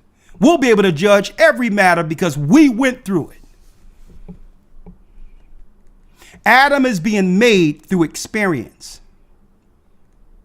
And those that are worthy to go through the trying and not be bogged down with it by having guilt concerning what happened in the past and all these others, living it, and instead of burning it out of you and understanding that's the experience the Most High has given you to help someone else.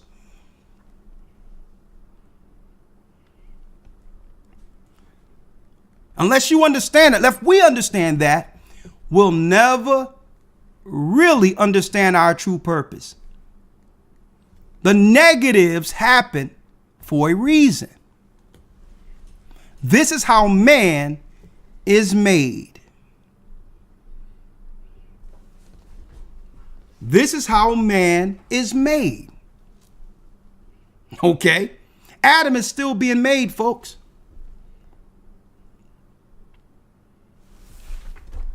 So let's talk about it.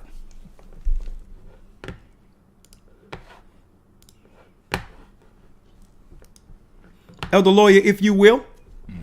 Let's go to 2nd Ezra 6 and 10. 2nd Ezra 6, verse number 10. Let's go to 6 and 9 again. Verse 9. For Esau is the end of the world, and Jacob is the beginning of it that followeth. Come on. The hand of man is betwixt the hill and the hand. Other questions, Esdras, ask thou not. He says, other questions, Esdras, ask not. What he told Esdras? You're close. We're close. I have to send my son, and God's people must be scattered throughout the earth and go through that trying period. That's that times and a half of times. I thank the Most High, folks, that we're at the end of it.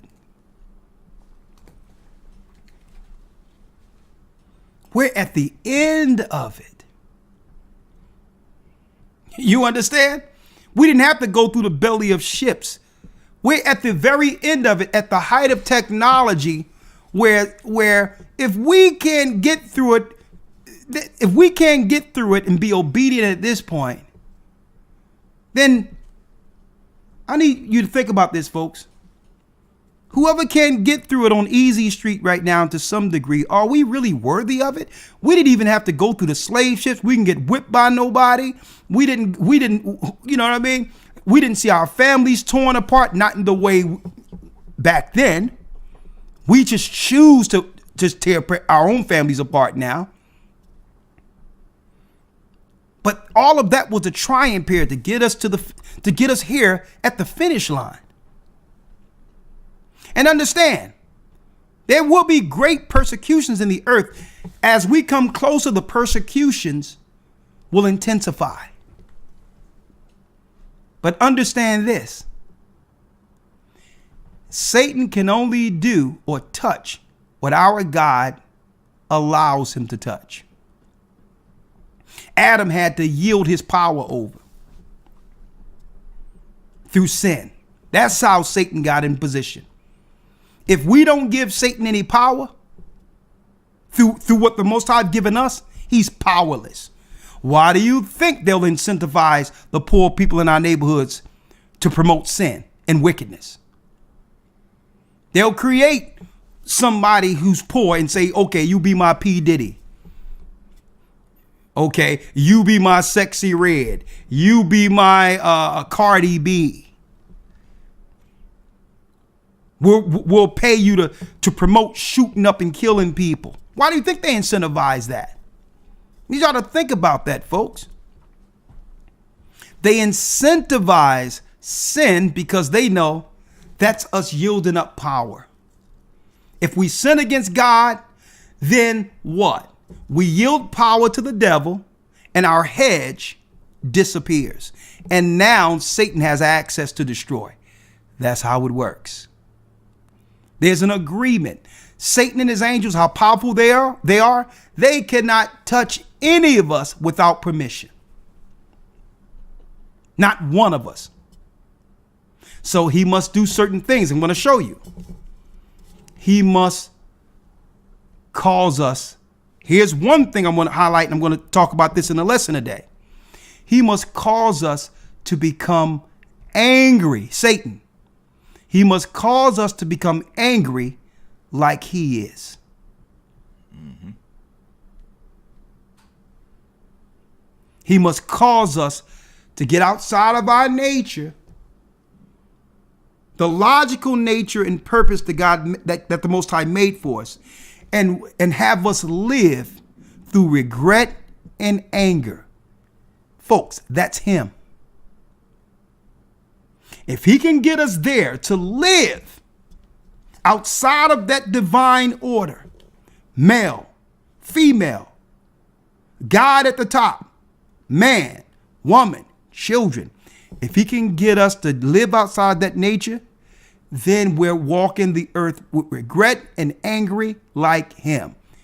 He get us there, it's a wrap. This is how Satan receives soldiers. Come on, let's go. Yes, sir. Verse 11. Verse 11.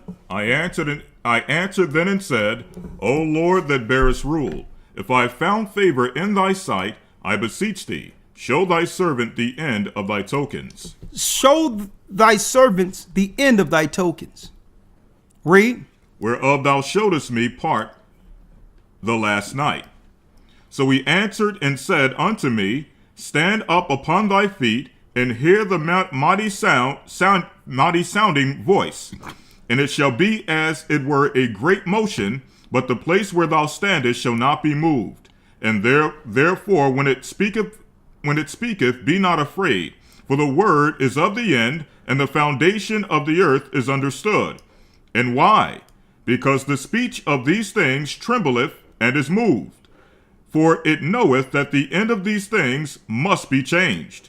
And it happened that when I heard it, I stood up upon my feet and hearkened, and behold, there was a voice that spake and the sound of it was like the sound of many waters. That's Christ. Read.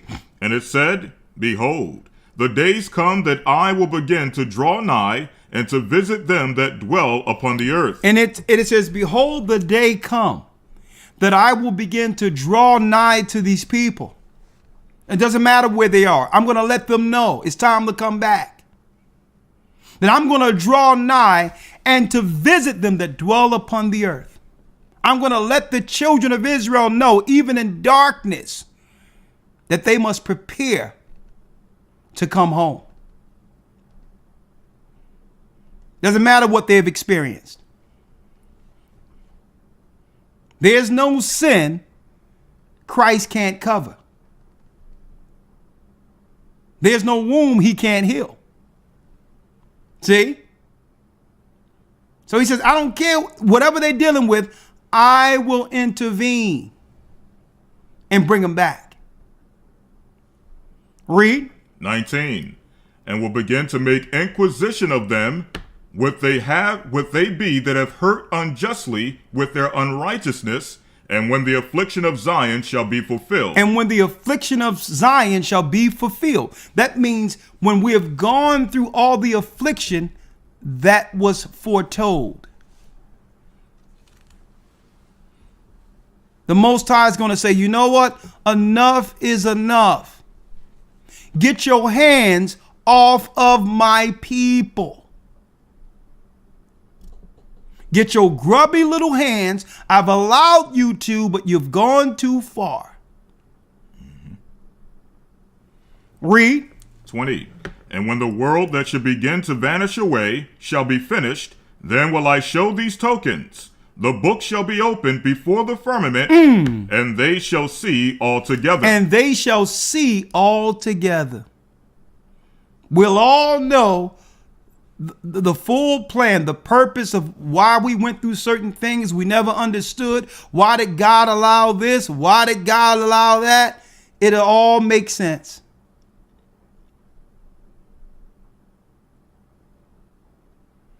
I'm going to tell you, the Most High is going to be showing us everything. He's even going to show us, in the wilderness and in the kingdom. He's going to show us when we was in pain and going through certain things, didn't have no direction. He's going to show you how ministering spirits came and aimed you towards getting what you needed to receive that day. Everything is going to be shown. It's going to make sense. It's going to make perfect sense.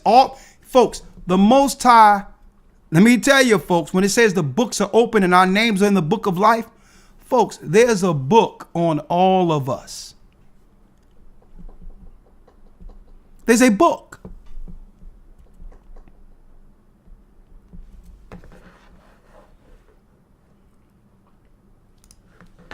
Let's read it. 21. And the children of a year old shall speak with their voices. The women with child shall bring forth untimely children of 3 or 4 months, and they shall live and be raised up. They shall live and be raised up. Now I'm not going to go too far into that, but y'all read this when you get an opportunity. When you read 2nd Ezra 6, because Ezra is who I would more so coin the more inquisitive prophet. Okay? With the Most High showing him everything, that's just wasn't enough for him. He always wanted to understand, well, give me a little more concerning why we're in this condition and what happens in the future. Okay? So when you get a chance, read 2nd Ezra 6, and it'll take you on that journey to understand why we've gone through what we've gone through. And that even though we're going through pain and Adam is suffering in the earth, the Most High, there was not a second, not even 1 millisecond of time that the Most High forgot us. Right? Now, Elder Lawyer, if you will, let's talk about that malignant root in 2nd Ezra 3 real quick. Because something happened with that poison that Satan made with the tree of good and evil. And the tree of good and evil has been refined. And listen to me clearly. The tree of good and evil is our modern day pharmaceutical apparatus. That's what the tree of good and evil is. Okay? It's a potion. There's some good stuff in it, but have side effects. And guess what? Death is one of the side effects, folks. You notice that even on some of the commercials, they be like, you got eczema? Okay, if you take this, you may die because, fatality and lymphomic cancer is one of the side effects, but your skin will be clear. Your skin is cleared up. So pharmakeia is our modern day tree of good and evil. And the Kabbalists, they know this. They know this. So this is why any systems or governments where our people live in number, you'll always have drugs and all that stuff in our communities, because that's the partaking of that particular tree. Okay?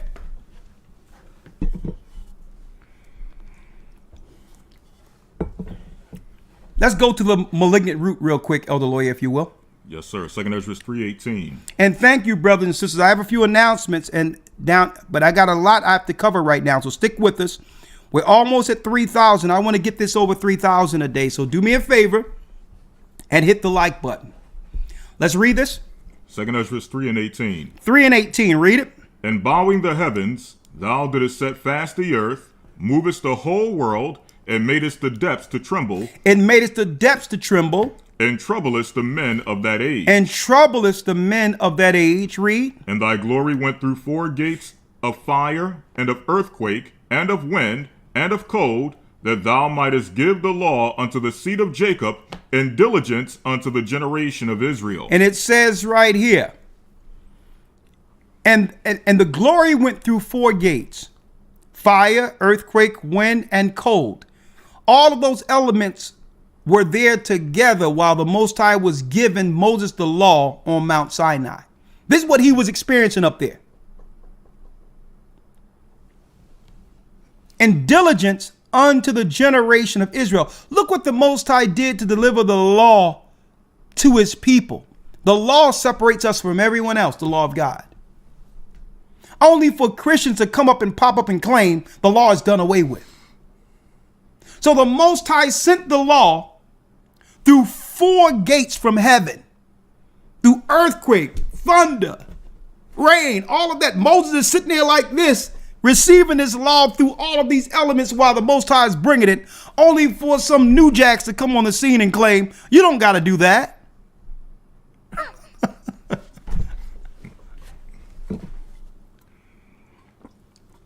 I said new jacks. I'm showing my age right now, young man. Right? These Johnny come latelys on the scene. The Most High did all that for you to come around here with your nonsense, talking about the law is done away with. So what, you want us to be lawless? Mm-hmm. To accuse us for being wrong? Right?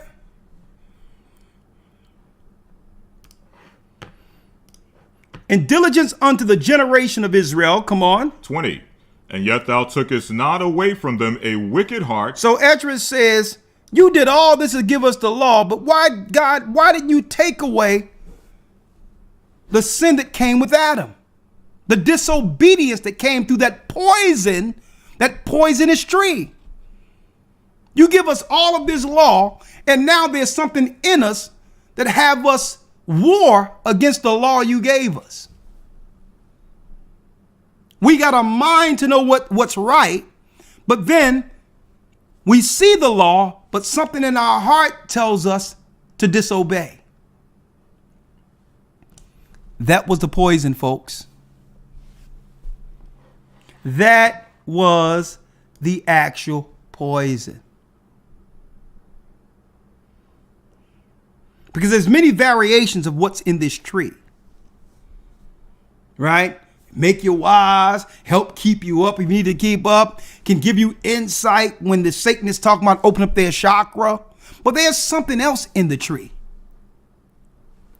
in the fruit, because there's 12 manner of fruit. One, it's all different manners of fruit for each month, even with the tree of good and evil.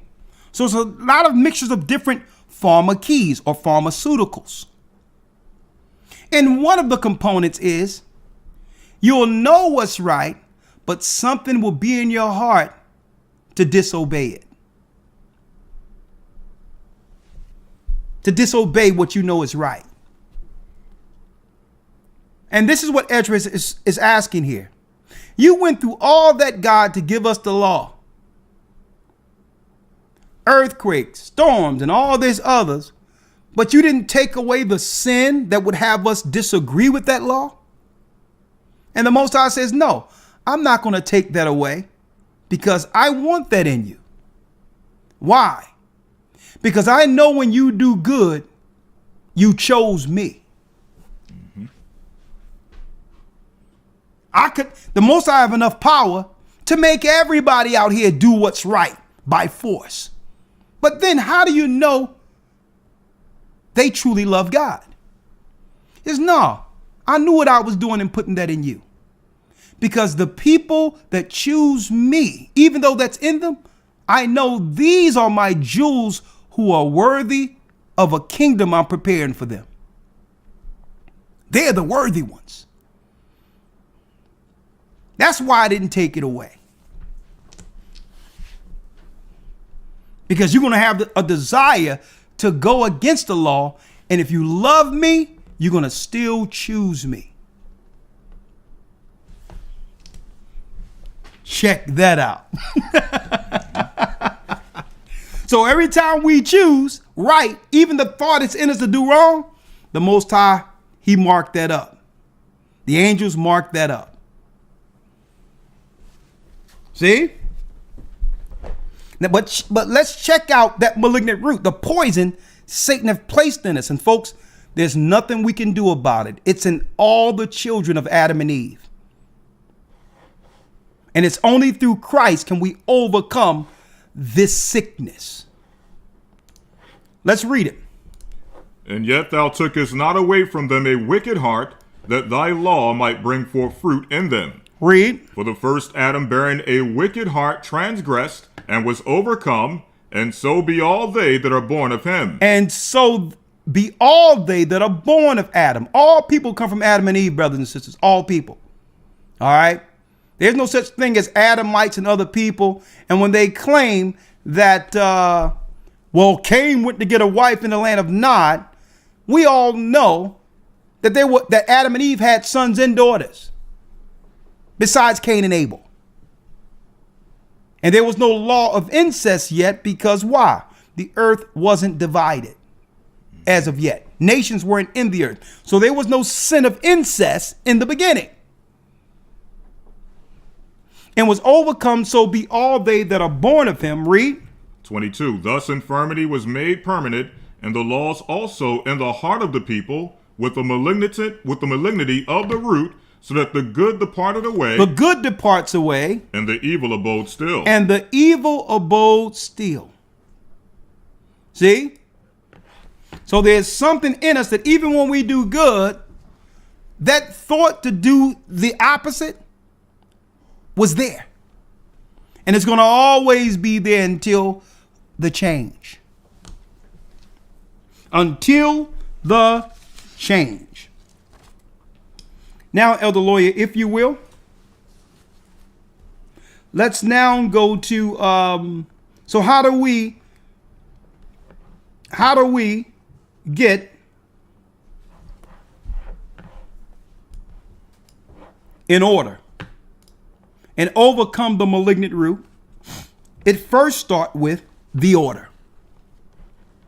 If you will, Elder Lawyer,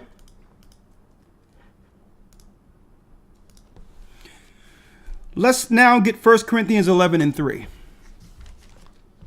The New Testament.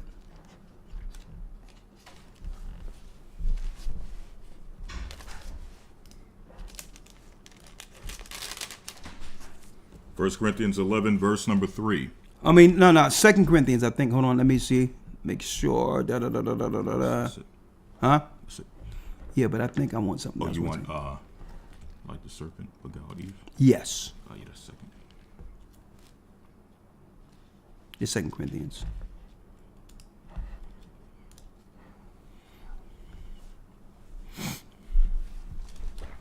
Let's start at the first verse. 2 Corinthians 11, verse 1. 2 Corinthians 11 and 1. Let's read this. Would to God ye could bear with me a little in my folly, and indeed bear with me. For I am jealous over you with godly jealousy, for I have espoused you to one husband, that I may present you as a chaste virgin to Christ. So what happened? Well, the Most High was the husband of Israel in the old covenant. But through death, we were able to marry another, Christ. This is Christ receiving the same bloodline, the same people who fell in the Old Testament. And that gives us another opportunity towards what?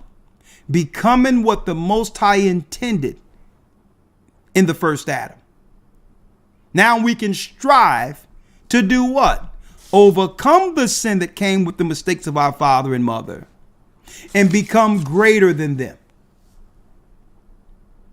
See?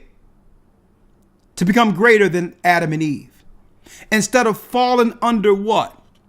The sin of saying, well, I'll tell you what, because of Eve, all women are this. Or because of Adam, all men are that. Satan would like us to focus on the sin, which gave him power. See? Blaming one another. And not the solution that comes with being better than Adam and Eve. See that? So we have been espoused to another, Christ, so that we don't gotta hold to Eve and say, this is how our black women are. Or look at men. They ain't no good. Look at Adam. He shouldn't have let her do that. Hold up. We espouse to another. We're new creatures now. Why do we always revert back to what gave Satan power? How do we get back the power to judge him? Mm-hmm. That should be our thoughts now. How do we get back the power? Because he did all this as a distraction so that we'll fight one another while he get away. Right? While he gets away. So now the Most High gave us the epistles, the gospel, and say, well, nah, I'm making Adam again. Mm-hmm.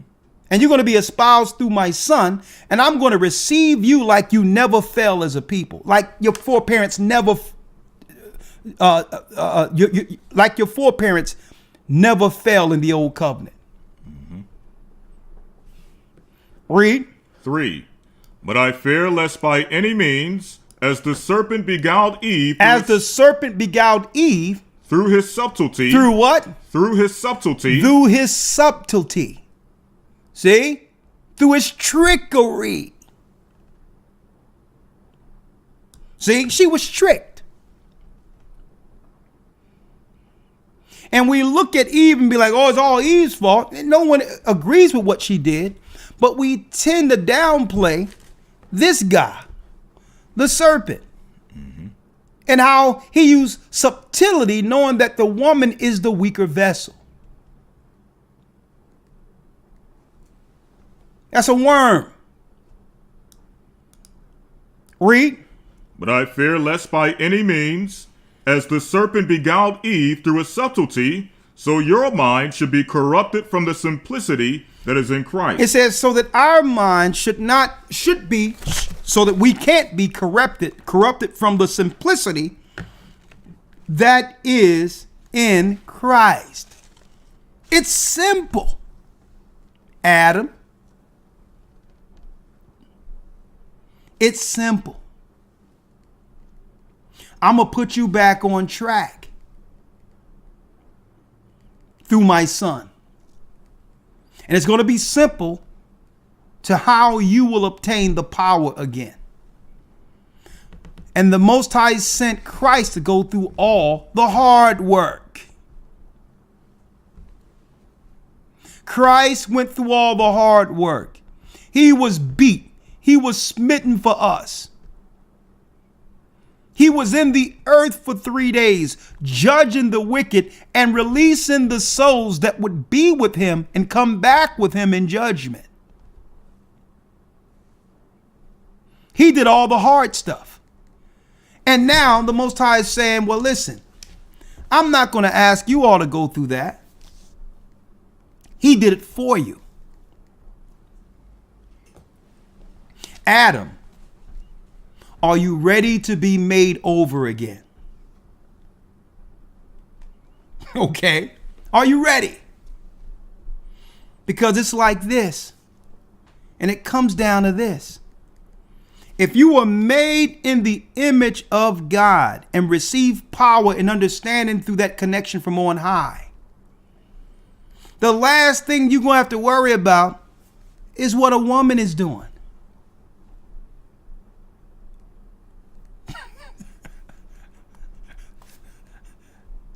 Adam was operating before the Most High took a bone out of him. So blaming the woman for everything can be an excuse.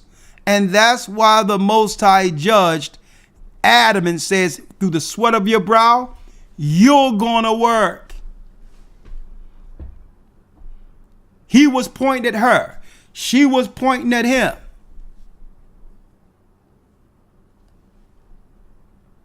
Not see it, and people don't see what the grand plan is. It's not to blame one another. It's to actually operate in the simplicity, in the original order that the Most High gave Adam before the deception. It's simple. But that malignant root would have us do what? Turn and attack one another. That's the malignant root. Instead of just taking ownership and say, listen, me as a man, a woman don't have no power over my connection and walk with the Almighty. I can do that with or without her. And same with her. I'm going to be in order with him. And through that, the blessings come. Right?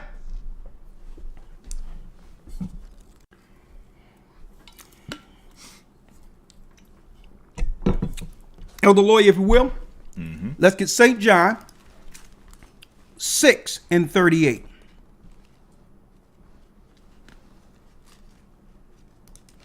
St. John 6, verse 38.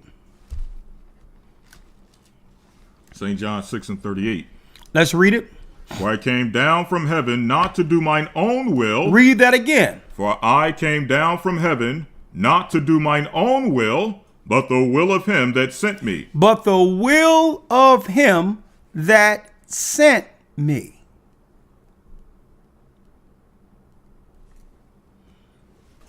Right? That's Christ. The simplicity of Christ.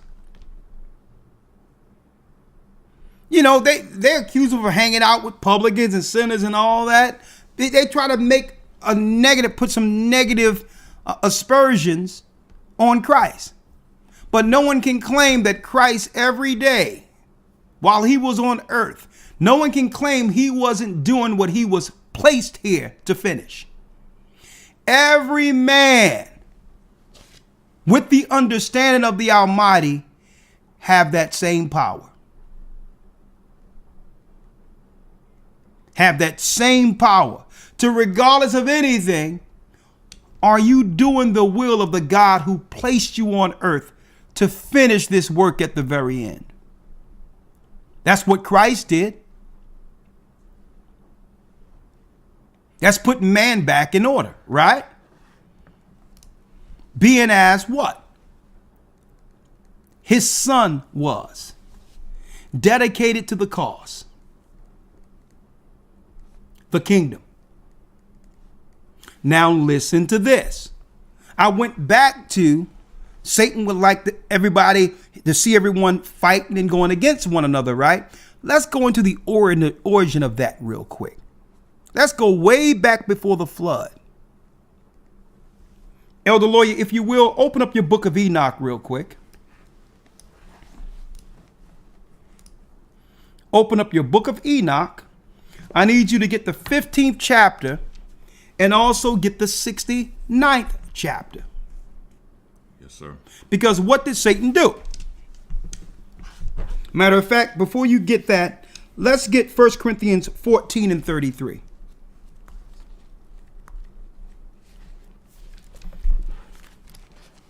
First Corinthians 14 and 33, then we'll get Enoch.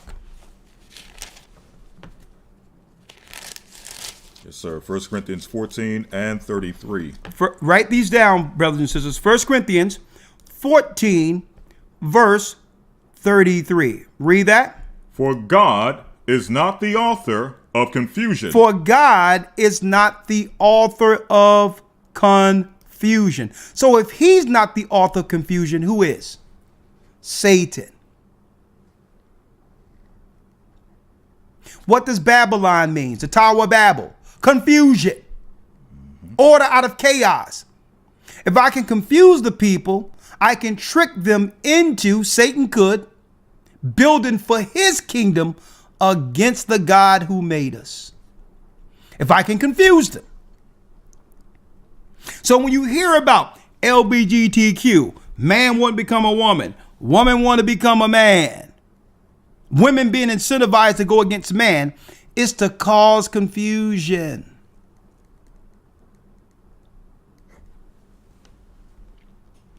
That's normalizing, brothers and sisters. It normalizes confusion because our children will grow up believing the world they're living in is just how things are, how things is. They don't even know that the world we're being raised in is total dysfunction and out of order. See that? That was Satan's plan. This is how he get more servants. He must move things out of order. And then once he get what? Broke people, he can program them like MK Ultra to operate in his order against the righteous. He'll just train the sick people he have created. Instead of having people repent and to fight in the army of God and see their error and become better people, Satan can't use that. He needs broken, destitute, unhealed, hurt people so that they can actually be used as weapons to blow up everything that belongs to the Almighty. So instead of order, Satan teaches and normalizes what? Confusion. It's a social weapon. And through that weapon, now Adam and Eve isn't working together, like I mentioned earlier, against him. Let's go to the book of Enoch and let's show you the spirits that go into people and how they're used indirectly without even knowing it by Satan. Let's go to Enoch and let's get the 15th chapter and the 11th verse, right? Yes, sir. Let's read it. Enoch 15, verse 11. And this is speaking of the spirits that came from the children of the angels, the Nephilim, that we read about in Genesis 6. Read. And the spirits of the giants afflict, oppress, destroy, attack, do battle, and work destruction on the earth. And work destruction on the earth. Read. And cause trouble. And cause trouble. So when we see these activities that have been normalized, even within our communities, we don't even quantify this and realize that This is what a demon-possessed community looks like. We have normalized and have come to accept demon-possessed dwellings. It's been so normalized in us, folks, we laugh at it at this point. It's funny to us. And here it is. We have a society ruled by demons. Somebody going off screaming and all, just out of their minds. And we've been normalized. We've been conditioned. That's the word, into believing this is normal.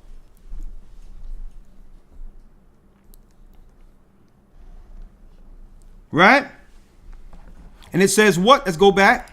Come on. Sir, verse 11. And the spirits of the giants afflict, oppress, destroy, attack, do battle, and work destruction on the earth. And work destruction on the earth, read. And cause trouble. And cause trouble. They take no food, but nevertheless hunger and thirst, and cause offenses. And they cause offenses. They cause offenses. Every time you look, it's always a dispute, a fight. Like these sodomites are incentivizing through love and hip hop and all of that. Mm-hmm. I just spoke to a brother who was there on one of the sets of that.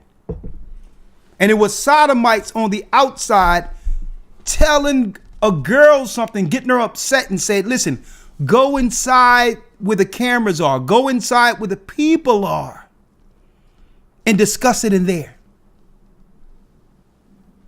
It be sodomites behind promoting and normalizing chaos amongst us. That's a social weapon so that what? We don't focus on our true purpose against evil. Come on, Elder Lawyer. 12. And these spirits shall rise up against the children of men. And these spirits shall rise up against the children of men. And against the women, because they have proceeded from them. And that is the origin of demon possession.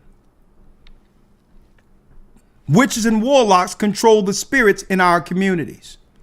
And they're sent in to housing and all that, where we live, to keep us at odds with one another. And these spirits does what? Through confusion, topples everything to make it where it's normalized to believe that women should be over men, men should be under women, which is against what? It's against the Most High's divine nature for creation in of itself. The animals don't even know such a dwelling where the females rule. Total chaos is what have been normalized within our communities, and they have strategically done this to our people, knowing that it's prophesied that it's our people. Let me show you here that it was prophesied that the children of Israel is to order the earth like Adam did in the beginning. So what would Satan do? He would cause the chaos and confusion to ensue where we live. And only through Christ and standing on that and sitting on that path and walking that path, is the only light out of this chaos. Now I'm going back into the Bible, but one other thing that I ran into this morning that I wanted to show you all concerning what the angels, the fallen ones, taught mankind. These are all agents under Satan. Elder Lawyer, if you will, let's go down to the 69th. Was that 59 or 69? 69 and 12. The 69th chapter of Enoch. Now I'm going to show you why I went into that attack. The attack and do battle in 1 second.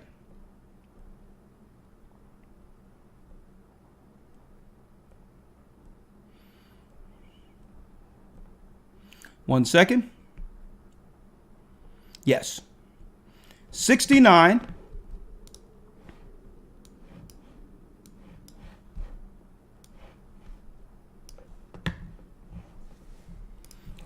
let's start here. Bible, right here. Right here. Let's start right here. The angels that led mankind astray. And these are the angels and gods, folks, that you see that's being worshipped, whether it be people who do witchcraft and all that, when they talk about the ancestors and all that, it's really them paying homage to the fallen angels. Mm-hmm. It's not, these are not our ancestors. Right. Okay. When you talk about the African religions of witchcraft and all that, it's speaking about the fallen angels and their children. These are not our ancestors. Mm-hmm. I need you to go straight down to the 12th verse, and I'm gonna let you and check out another thing that Satan used. I need you to get New Testament. What is this? The woman shall be saved in childbearing. In Timothy. So what did Satan do? Satan also knew the power of a woman's body during the time of fertility. He was like, well, hold up. What would desire mankind to reprocreate and to continue? If they continue, then eventually the anointed Christ, who was born to judge me, will come to earth. And the prophets and teachers who was prophesied to expose my deceit, they will also be born. So I must discourage childbearing and use her fertility as a weapon against Adam. Check this out, folks. So how did they do this? Listen to this, folks, in the book of Enoch. Check this out. What did the fallen angels teach? I keep on saying this over and over again. Pharmakeia, sorcery, with them promoting medications all on TV, folks. This is all age-old, pre-flood knowledge of the angels on how to destroy mankind. That's what it is. Listen to this. In the book of Enoch, the 69th chapter in the 12th verse. Let's read. Yes, sir. Enoch 69 and 12. And the fifth was named Costajah. This is he who showed the children of men all the wicked smitings of spirits and demons. So it shows the wicked smitings of spirits and demons. And this is what's used with Catholics when it comes to exorcisms. Christ wasn't an exorcist. Christ cast out spirits. Exorcism is agreeing with another spirit to cast out lower spirits. See? So here was one of the angels who taught that. The Pope is a sorcerer.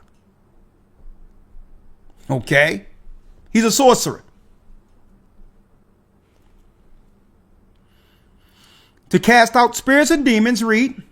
Smite spirits and demons, read. And the smitings of the embryo in the womb. And he also taught mankind how to smite the embryo, the child in the womb of the mother. See? Does that sound like abortion, folks? Or do things that would cause an issue during the times, who knows? I mean, who knows about the prenatals or whatever the case is? I don't know. But I know prenatals when I was growing up was the mother eating healthy. Right? Read on. And the smitings of the embryo in the womb, that it may pass away. That the child would die in the womb. That was a teaching. that the angels taught the fallen ones against women, to cause women pain and misery, but also to a degree to keep this shape in place and tell you in the book of Jasher, so that they can use their bodies to allure and bring down mankind.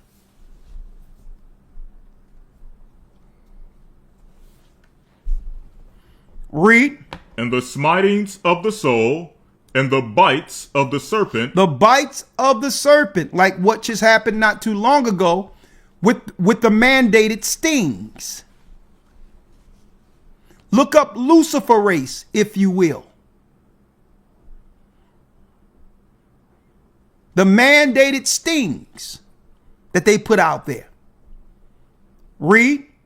And the smitings which befall through the noontide heat, the son of the serpent named Tabiet. I just wanted to show that real quick.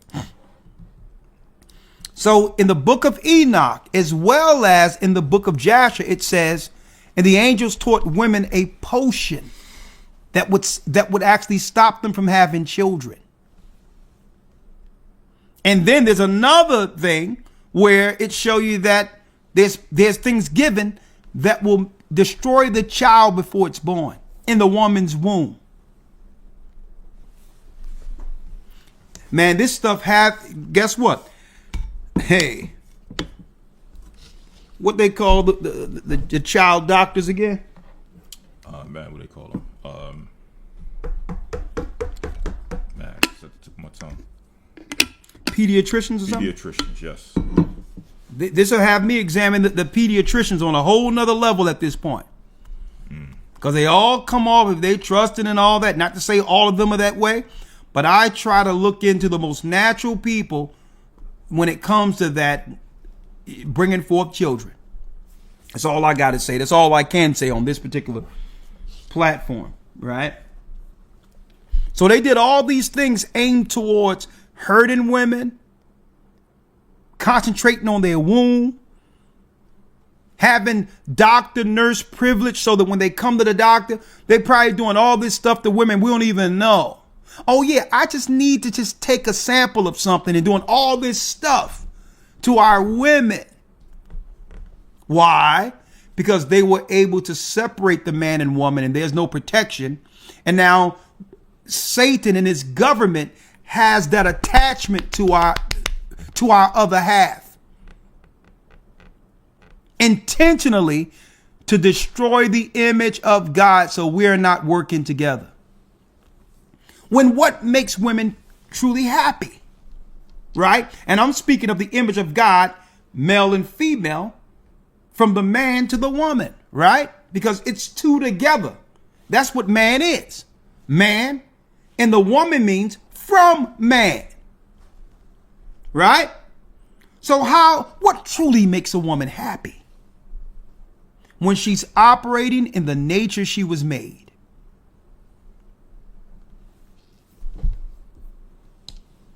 That's it. When she's focused on being a woman. And why the Most High made her. Let's read that real quick. 1 Timothy 2:15. 1 Timothy 2:15. Notwithstanding, she shall be saved in childbearing. Let me get it again. Hold on. 1 Timothy 2 verse 15. Let's read that again. Notwithstanding, she shall be saved in childbearing. Women are saved in childbearing. Under a husband, bringing forth children to help meet that man's mission. This is what saves women. Because when she's doing that, she's not tempted to be outside, going against her nature, devaluing her purity. She don't feel less than, knowing that her existence is the fact that she was made on earth. She was born on earth to help meet a man's mission. She's not ashamed of it. She don't feel she's missing out on anything. Folks, these are the happiest women. When the pressure is taken off of them to do that type of work, to work for their family, to help meet the ideas and the vision of her husband, that puts her home in total order. And now, with that order, she can help meet that man fight evil in that war against evil. This is why Satan put a wedge in between the sexes.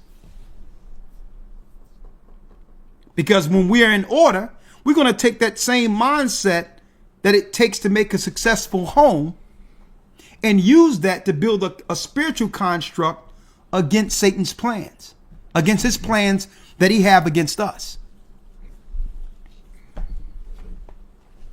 See that?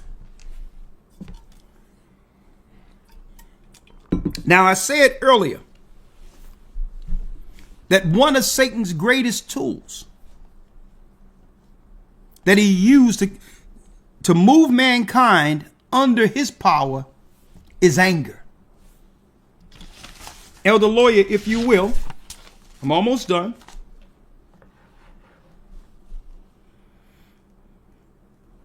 Let's go to Ecclesiastes 7 and 9.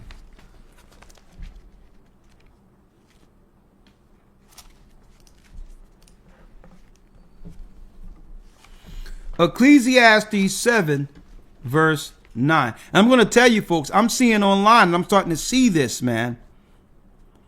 I'm looking at I seen a video that was about 30 minutes of a compilation, and it was a bunch of white women.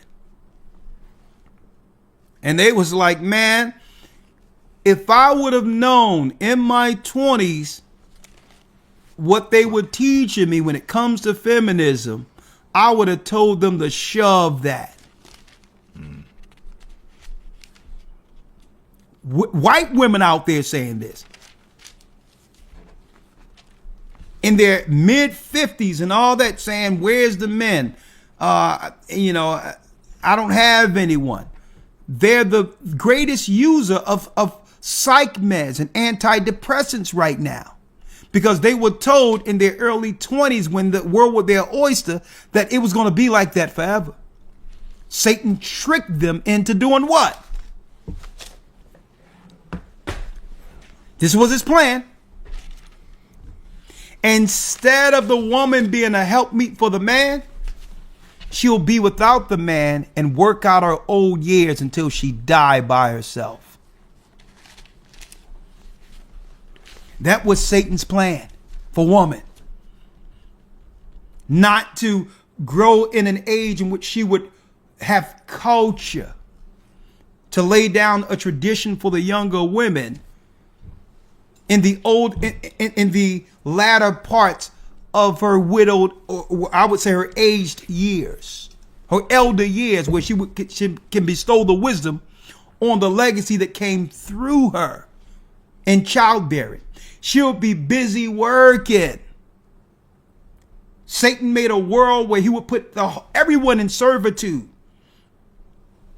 And now the women have to work even beyond their retired years. That was his plan to destroy man, folks. Now, she could have helped meet that man that would fight evil. But no. They marry you to the corporation in your early age, when you have, and usually when you're young, and men are like this too. Young men are like this. When you're young, you believe you're going to be that age forever. No one can tell you anything because you think you got it all together, not realizing the majority of the time, the majority of the life that you're going to live is outside of that little 10 or 15 year window. Mm-hmm. Satan played a trick on everyone. Confusion is his plan. But men can get right back on point, being what? Exactly what the Most High made them. And women can get right back on point and saying, you know what?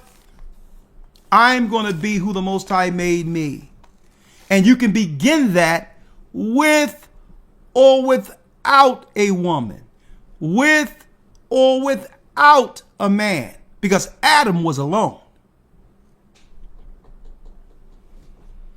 It starts with that connection with the Almighty.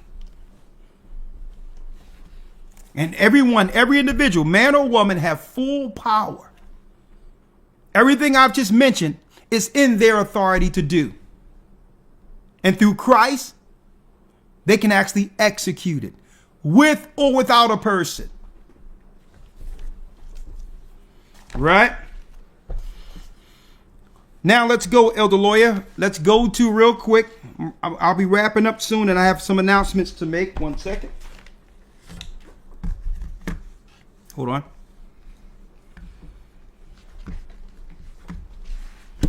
All right, Elder Lawyer, let's get... oh, yeah, that's it. Yeah. All right. Let's get Ecclesiastes. What did I say? 7 and 9? Yes, sir. 7 verse 9. Now I'm going to go into not being overtaken by the spirits that attack, do battle, and all these things. Because why? Satan, in order for him to get soldiers to work under his power, he must bring you under the emotions he's ruled by. Anger, jealousy, envy, variances. All of that is Satan's nature. It's how he's been feeling. This is how he's been actually emotionally feeling since the fall. So in order for him to get man and woman to fight against one another, he must get you triggered. It's a trigger. And once you're triggered, he has you. He got you. Let's read it real quick. Ecclesiastes 7 and 9. Read.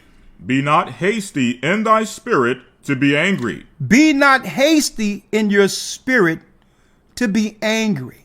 That means there must be a buffer period between 1 and 10. Right? And not only must there be a buffer period on either side, man or woman. The woman must know, or the man must know, when the threshold of the buffer period is at its height, and not push a person beyond that. Okay? So that means you got 1 through 10. You got to know where 5 is. You'll stay there, and the person who's pushing knows that they can only push to 5. Right? Because once you get to 10, something is in you. It'll have you look at the person next to you and hate them.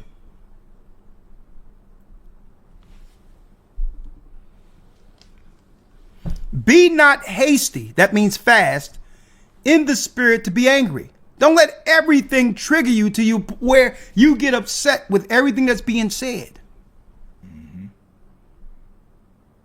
Take it in. Know that everything isn't a fight. If you got a person that's fighting with everything they're being told or everything that's being said to them, it's a demon ruling them. Because it's the demons that attack, do battle, cause offenses. Like, hold on, I can't talk to you without it being an argument? Without it being a fight? Right? Be not hasty in the spirit to be angry. That's when Satan rules you. Read. For anger resteth in the bosom of fools. For anger resteth in the bosom of fools. Okay? And let me make this clear too, because when someone is called a fool, I know people go where it says Christ says, "Call no man rakar," or a fool. It's not speaking of it in that context. It's talking about someone that's reasonable, that's righteous, that's doing what's right, and now you're bringing that, you are responding to that as if that person is foolish when they're telling you the truth. That's what it means. Like people try to call Christ a fool when he wasn't. But this is a fool here. Okay? Anger resteth in the bosom of fools. That means a person is always angry, unforgiving. And now when you meet a person, you're setting a bar based on your past hurt and past anger. That means you didn't let it go.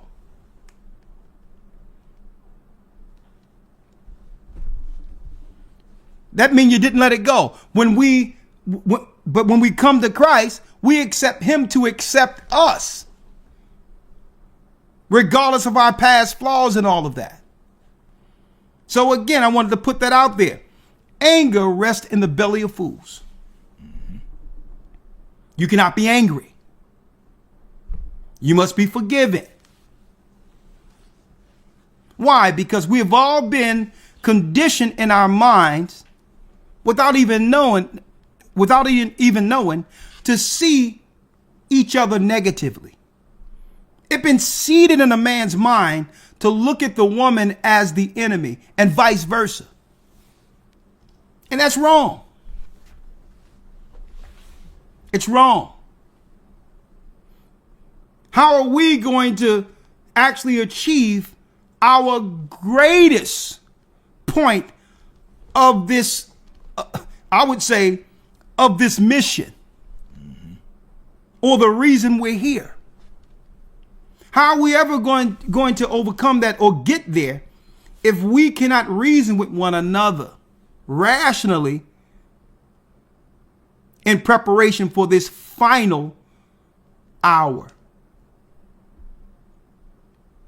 Now, what is Satan trying to keep us from being able to do? Well,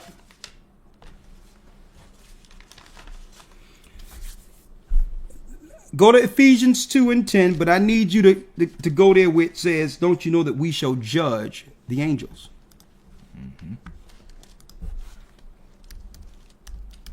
All right, 1 Corinthians 6.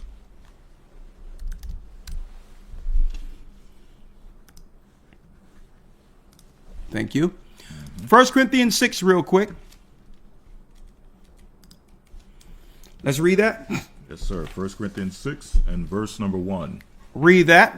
Dare any of you, having a matter against another, go to law before the unjust? Dare any of you go to what? A matter. Having a matter against another, go to the law before the unjust.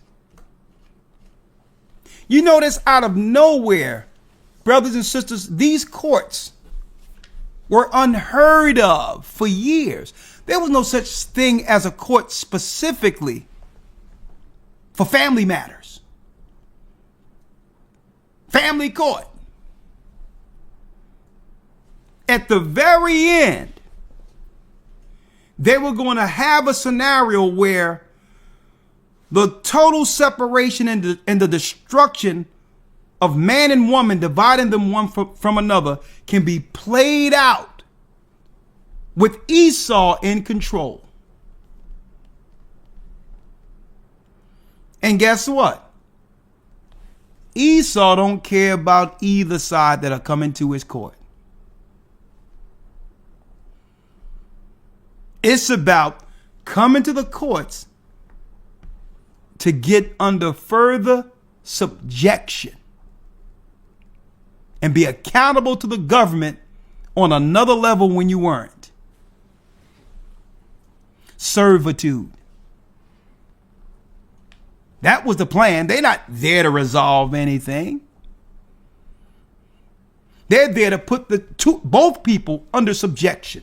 Now, you voluntarily have a judge rule what you can or cannot do in your life, even outside the child.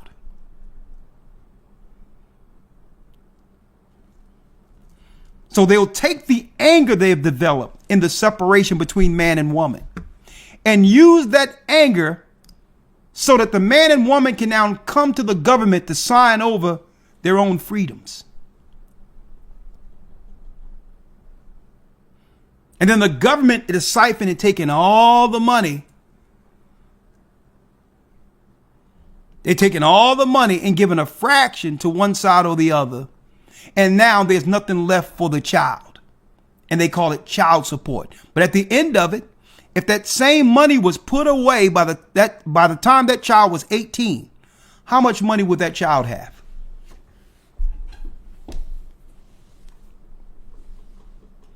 It's just another component Satan have put in place to keep men and women at odds, hating one another. And that's why the Bible stated this. Read it again. Dare any of you, having a matter against another, go to law before the unjust and not before the saints. And they got a bunch of LGBTQ and everything else running those, being judges running those courtrooms now. Mm-hmm. Do y'all notice that?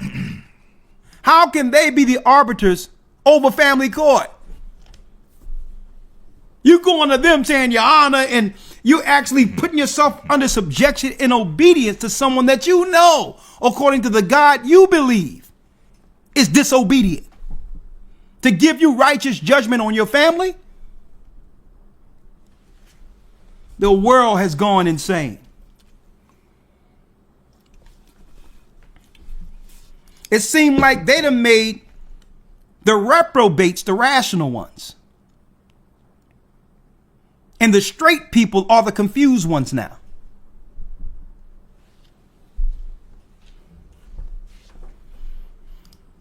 Know you not that we should read that again, the second verse. Verse 2. Do you not know that the saints shall judge the world? This is why Satan is keeping us at odds with one another.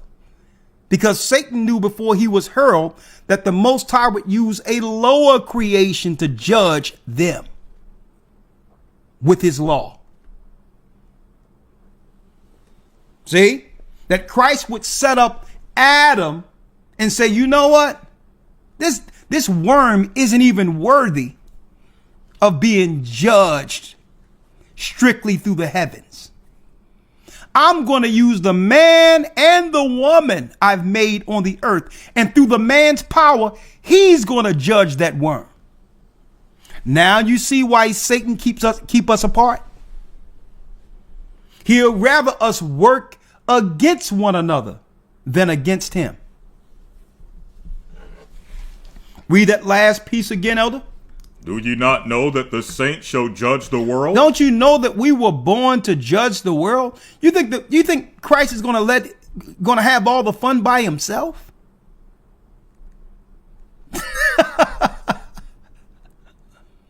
Can you imagine? And we sitting there seeing all of these agents of chaos that have been used, be it Gates or anyone else, standing before the throne, and they didn't help destroy many of our people, and the Most High don't let us in on it? No. We're going to feel every part. We're going to feel every iota of that judgment when it comes to the joy, seeing Satan's angels judged and thrown in the fire, and all the agents and politicians who went rogue. These so-called satanic scientists will be there and have a hand and a say in their judgment.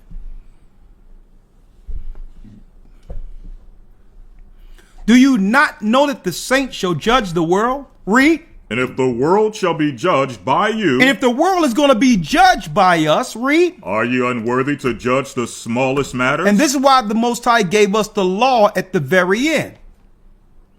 So that we can be on code with one another.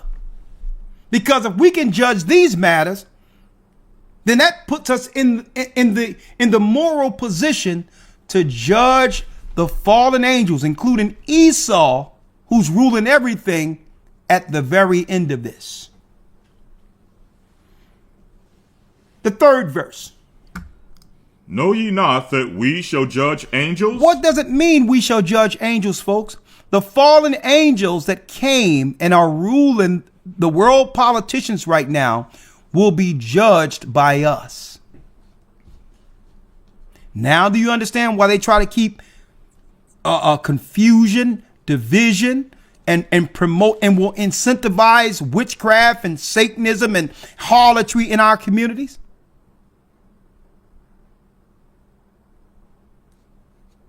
If they don't disrupt us, they feel that, we'll begin to connect with that God who stated from the beginning that we were born on earth as God's people, the children of Israel in Christ, to judge not just them, but the gods they serve.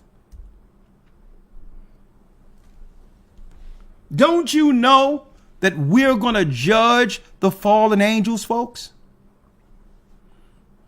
So if we can't even get through a casual conversation or correct one another without it going over the top and us destroying one another, then how are we going to be able to do this task that God is preparing us for now?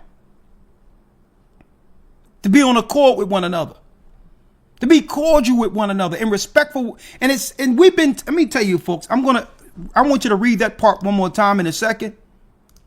Folks, we've been so conditioned into the spirit, through the spirit of self-hate. We'll be more cordial and patient and less angry with any other people, including the white man. Mm-hmm. So it's not as if it isn't in our being to do it. Mm-hmm. We've been conditioned not to give each other enough courtesy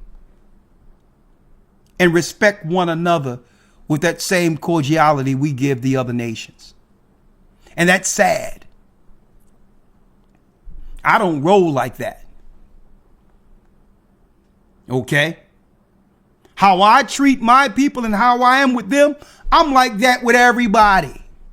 And that's just being what? An upright person. I don't have to code change or code switch. The same brother that you will all get every day that y'all see in front of me is the same brother Esau get. Or Elam or Ham. Mm-hmm. They looking at me like I'm something different. They look at me like, man, what's up with this guy? Because we're so used to having to change our tone and how we operate around other people that when normal people get around them, guess what, folks? It scares them.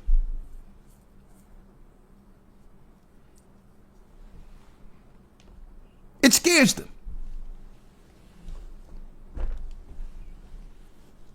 No, you get the same. You get the same Elder Ricard Shard. It doesn't matter what the setting is. I don't care who the people are. Okay, straight up, and that's the way we should be, in a respectful manner. Let me put it. I'm not talking about being indignant. Okay, let's read that once more. Verse number 3. Know ye not? Know ye not that we shall judge angels? We shall judge angels. And that's why even when I'm judging matters, even within the church, I do it with what? Even though sometimes it'll take you there, I do it without the spirit of anger in me. It doesn't matter what the issues are.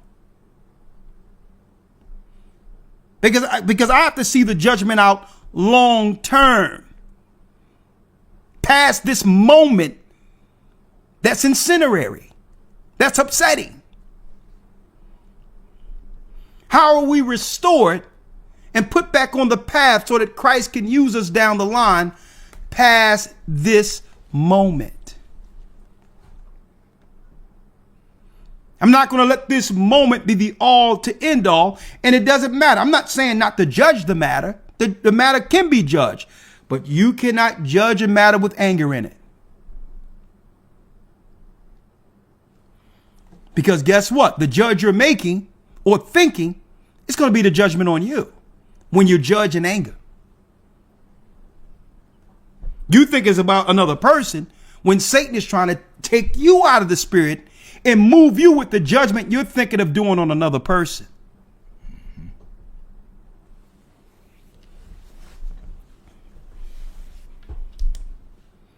How much more the things that pertains to this life. Now I can go on and on and on and on. Seek ye first the kingdom and his righteousness, and all things shall be added unto you. Satan's plan against man has been exposed. The plan is to divide and conquer, to keep us from our true mission, to keep us confused. But not now that we've seen the light. And I wanted to emphasize that if we can keep our temple under the subjection of the Almighty and understand his purpose in us, it's nothing for man or woman to finally submit to his will. And that's what it comes down to. It's not I'm not going to do this. It's not even about that. It's about what you were made, what you were created to do. Be that, and I'll tell you, you're going to have a less stress-free life, and the Most High will bless you, and you're going to think within yourself, you know what? We should have tried this a long time ago. Our hard-headedness, our stiff-neckedness, our stubbornness is why I'm in this condition I'm in right now. Believing the world is against me, when really I've been fighting against myself. I'm going to try it a different way. Just like Christ, today I submit. With that concludes our lesson today. Tomorrow we'll be going into, you got it, Christianity, pagan's origin. Okay?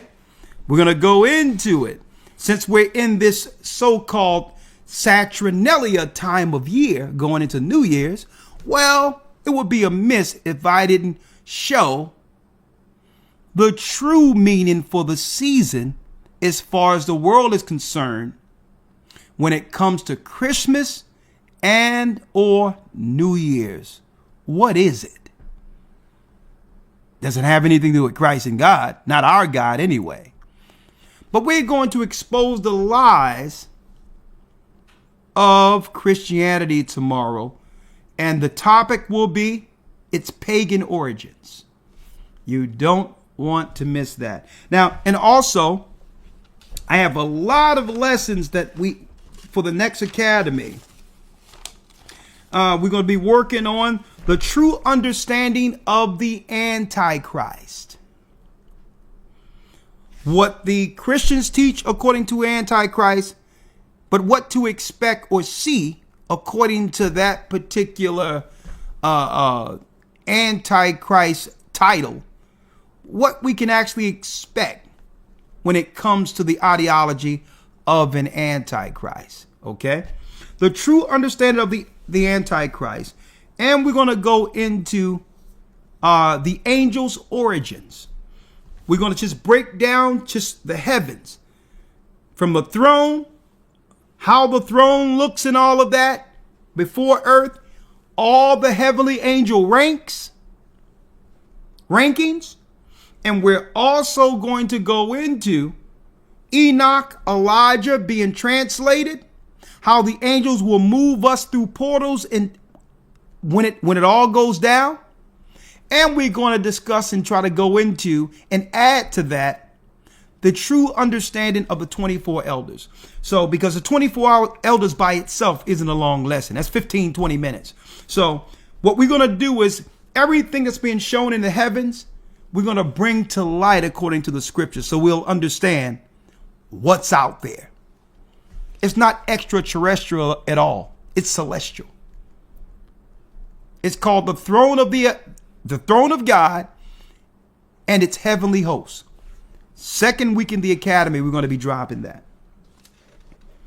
Next academy. And we're starting enrollments early so we can take a lot of pressure off of the administration that's actually dealing with the academy. So even though we have a current academy that still has a month left, we're taking enrollments for the next one, which will take pressure off of the people that's dealing with the administrations, especially with us getting ready for our calendar, which will be what? The theme will be the 12 tribes of Israel. Each month will highlight a tribe. For our next calendar, the theme will be the 12 lost tribes found, with all the scriptures for each tribe representing who they are in the earth today. With the new calendars, we will soon put it out there for those who would like to do the pre-orders there. And again, one lesson that I'm looking forward to in week 12 of the next academy is the War of the Gods, the final battle of Armageddon. The War of the Gods. Okay.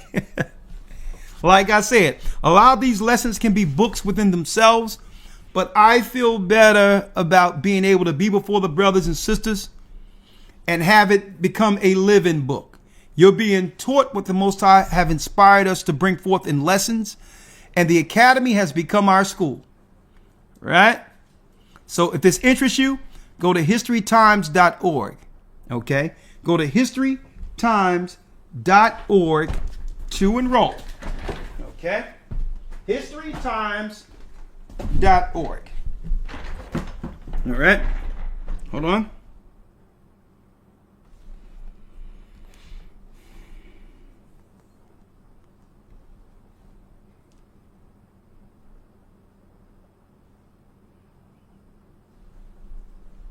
One second.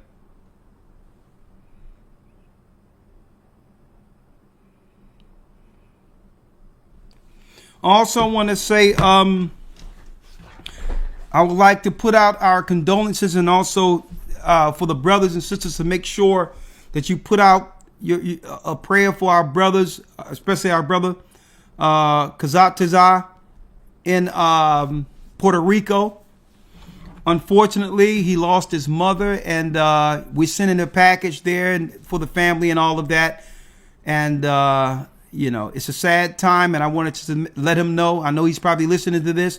We love you, brother. We support you to the end, and we're going to do everything in our power to work until we see our parents again. Okay? She's proud of you, and you're in Christ's army, and she's in the arms of the Almighty. So I wanted to say, for the brothers and sisters, if you can, send out a prayer for our brother in Puerto Rico, Gocc. He lost his mother not too long ago, a strong, beautiful woman who brought forth prophets. So I wanted to put that out there, that, your family is in our prayers, okay? All right? With that, shalom. May the Most High be with you. Stay prayed up, sin not. Thank you, Elder Dell. Thank you, Elder Yarack. Thank you, all the officers, teachers, all the great men and women that makes this particular church go. We are the body of Christ. We are the children of Israel. And yeah, y'all know what time it is.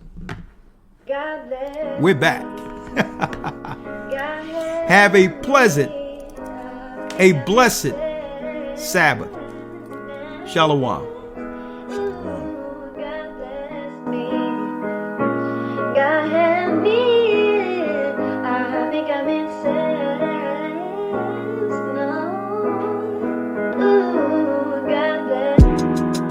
Letting go of my wicked ways, I'd rather be patient and obedient than ignore and disobey. When I was living like the world, I was counting down my days. Now I'm in that book of life, I can't let it fade away, nah. Lord knows I've made my mistakes. Happiness it used to lay in a bottle of rosé. Getting ratchet with my friends, smoking weed every day. Now I'd rather push a pen, get inspiration from my faith, yeah. Modest Barbie, nails done with a head wrap. You don't want no problems with my husband, better get back. Their lies and sorceries, they don't work here. Got the full armor on, choosing faith over fear. Saturday nights I used to go out and party. Now I kick it with the saints to keep the Sabbath like he taught. They say I changed a lot, I say a lot changed me. All praises to a higher, I'm not the same. I'm not the same. If I should die before I wake, I pray to see your face within heaven's gates.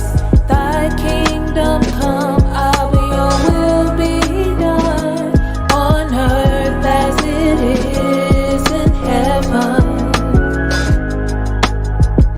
It's only right that I deliver songs, spiritual hymns, expressions of praise sent forth from lips. We declare the Father's goodness, cause he truly is. It's evident, his hand is in the mix. It's seen in our living, wonderful healing. Got a text from my brother on Pacific time. He was down, he's doing fine now. And let me not fail to mention my daughter was ill, but now she's feeling much better. Like upgraded additions, shift my attention to giving thanks. See, the mannerism is not of my own, but of beautiful wisdom. There is none good but one. Keep his commandments to enter in. A vessel instrument, I am fit for the Father's business. Couldn't vision me turn into war what I was called from. Blessings to being converted from a lost one. I tremble with fear, soul shaking like Harlem, cause the power invested in me is awesome. Look, I pray that you bless me and never turn me away. But if I lose it all today, it's through your will, I'm okay. I'm just a dirty rag, working hard to clean my past and dedicate my temple back to the heavens where it's everlasting. And the sad thing is that I always knew better and did wrong. So now I use my voice in these songs to help our nation know they not alone. We can't be slothful with his work. I'm in the spirit every day and not just when I'm in church. That's that long-suffering cash. Saving up, I want that bag. Forgiveness on the day I needed it. Mercy just in case I lack. They can't trick me out my promise. I'm rolling on them like Sonic. These devils so immodest, no loyalty and dishonest. Just help me, Abba. Bless me, Father. Don't let me go. Help me, Father. Guide me, Abba, and let me know how to move like I'm in heaven and how to remove the leaven that came with the sin of Adam. I'm praying you send them blessings down. If I should die before I wake,